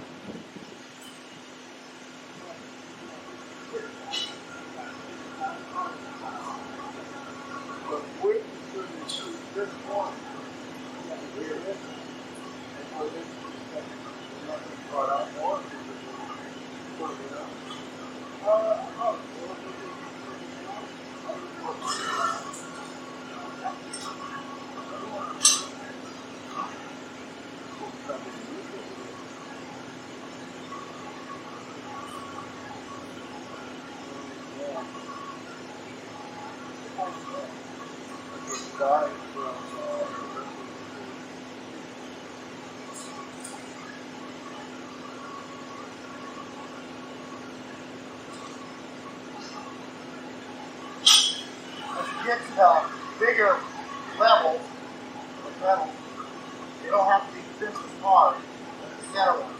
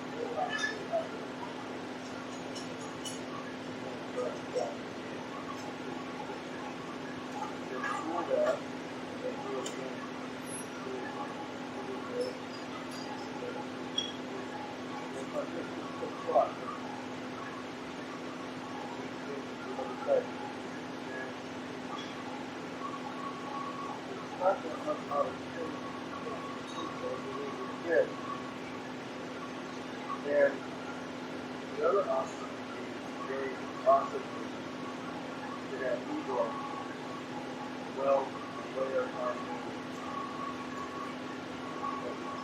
this up. Because we're almost exactly right.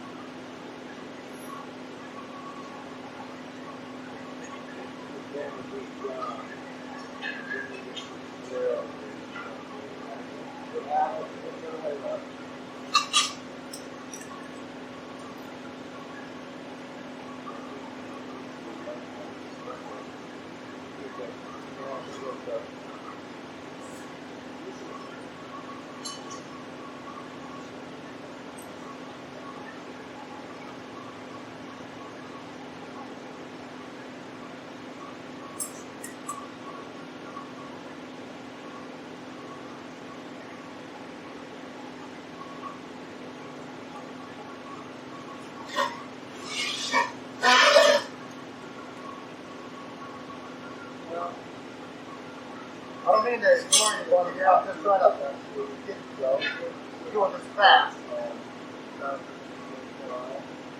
If you have a question, please shout it out at me.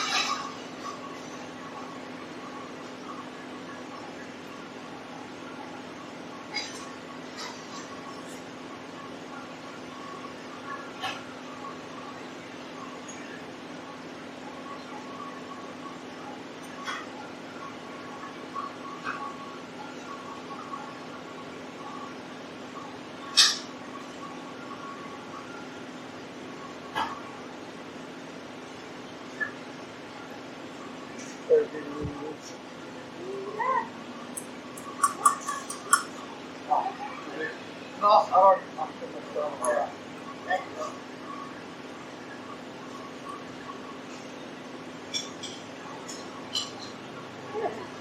You went over there too.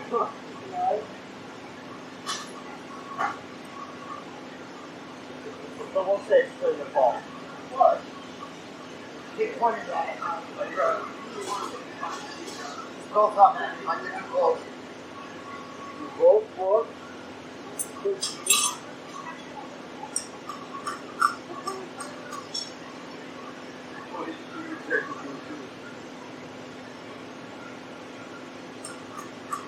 If the boys burn through, I just use the wasp or the plant. Don't get up real close. No.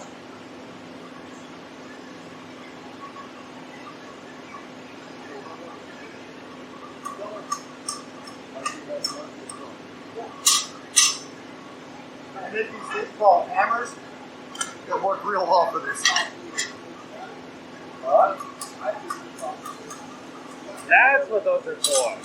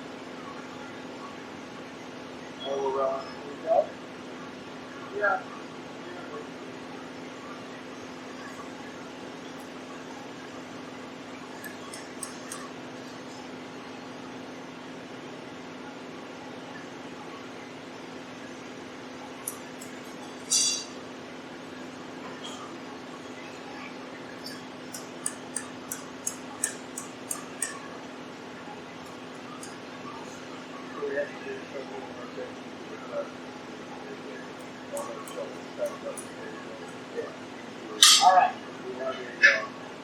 Real quick, put some light into this thing. That's what it looks like now. Not anywhere near fish. We're going to start putting the crinkles and that kind of stuff into it.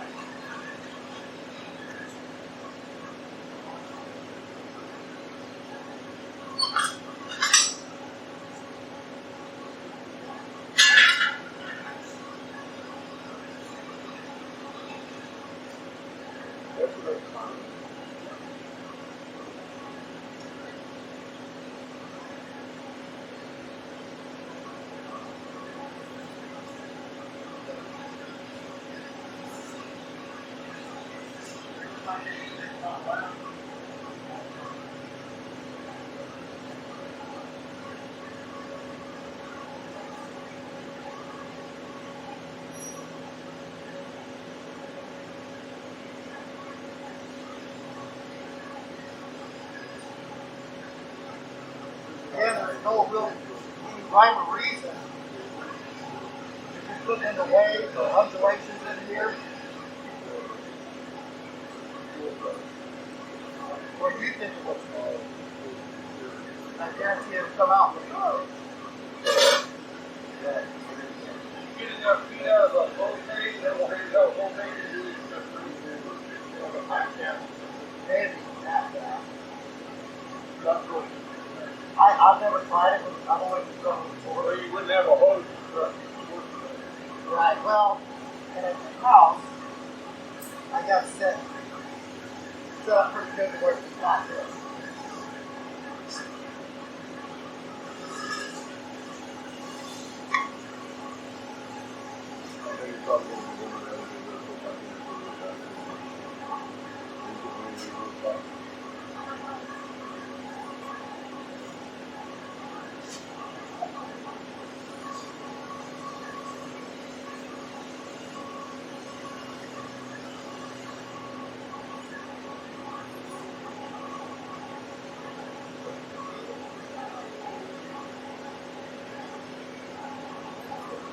I should have had this set up, I apologize earlier. How would you set that up to make it Quicker, it's really just more efficient than when we're going to use the board. I'm going to set up over there.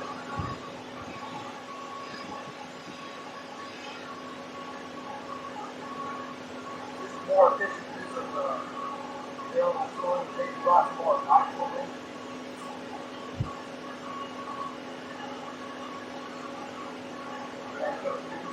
making guides in your family? Assuming that if we have class or something like that, what would the guides be? Oh, the power hammer? Yeah, oh, you said it. Oh, 1 of 10.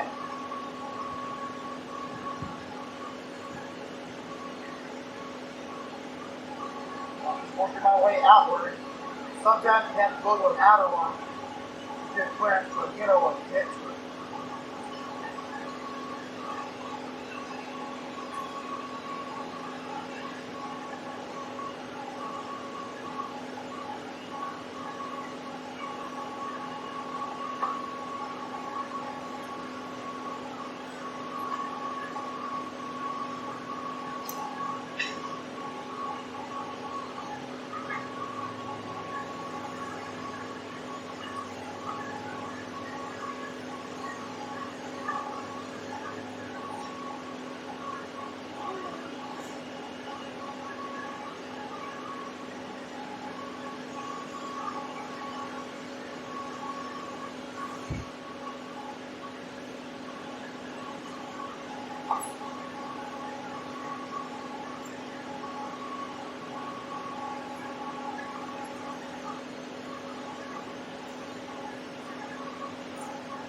Put some pretty radical bends on these things.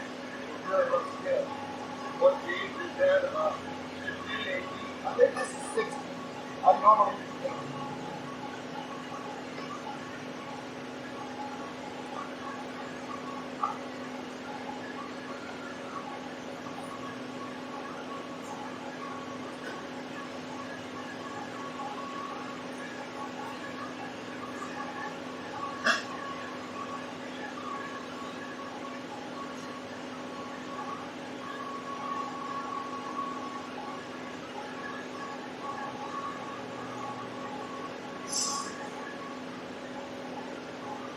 close, people.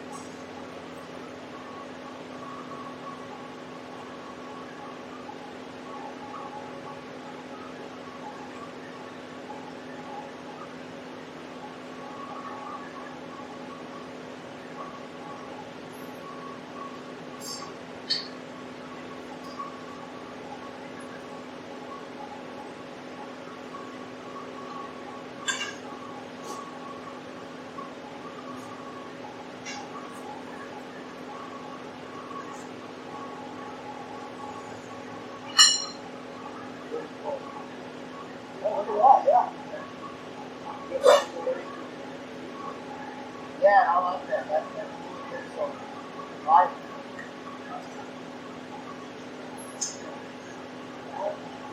Thanks for bringing that up. Oh, did you?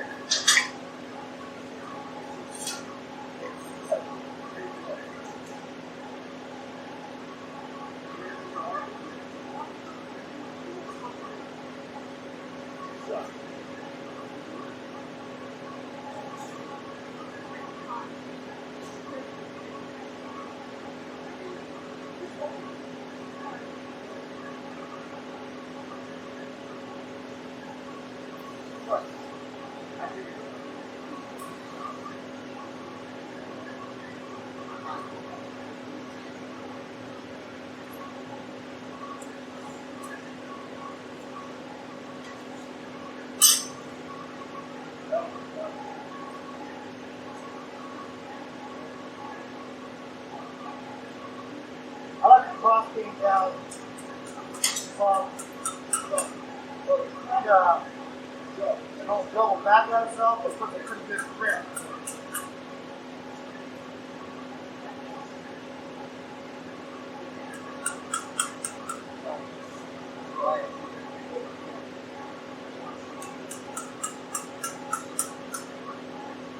I think it just brings it to life that much more.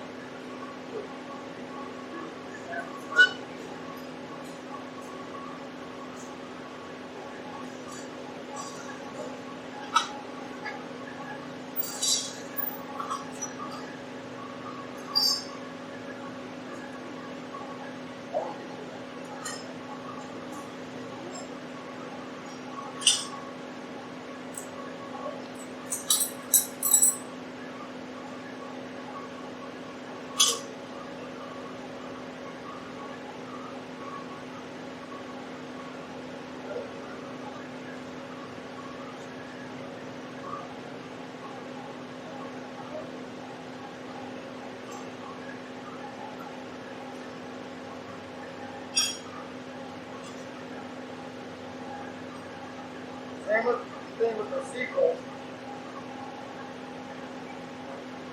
They dry up, they go all different directions. Look at that. Look at that. You have all the answers. First you're going to get an A+. Probably like one.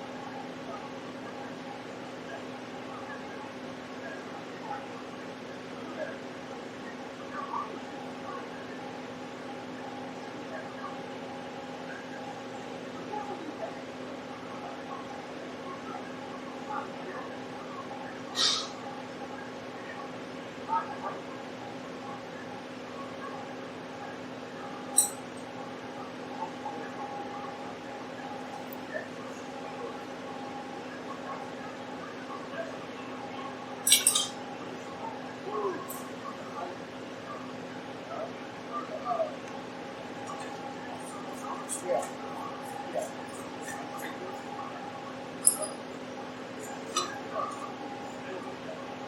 The more top through, you see there's a brass brush in there.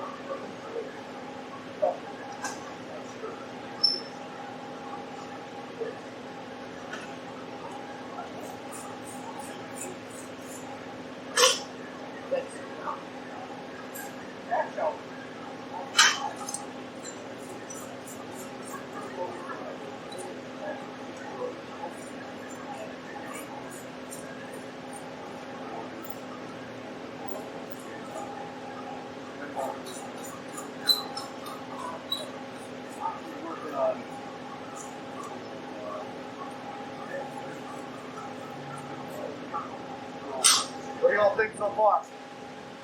Very nice. And that last little bit definitely makes a huge difference. It does. Yeah, that's what really brings it to life. Well, the inflation.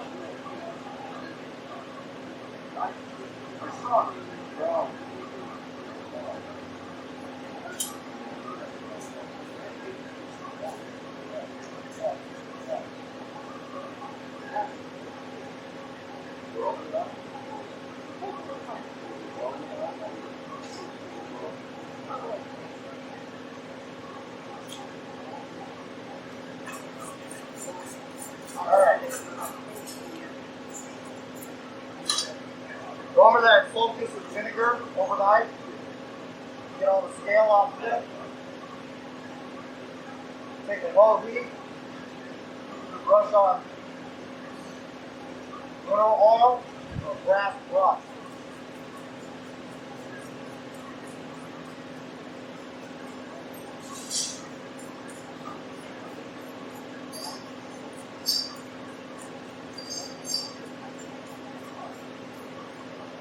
Sometimes less is more. You don't necessarily want to put the whole thing in brass. Like the highlights of the black and brass.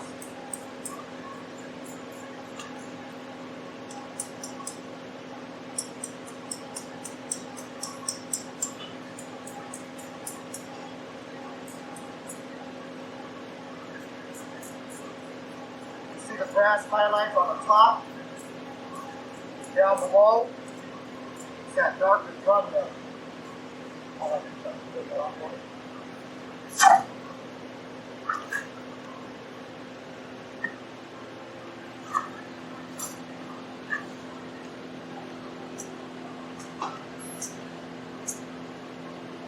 Got rose water. Wow. Is that rose water? That was horrible. That was a good attempt, though. All right, here we go. I don't think any of us thought. Last round, look at it.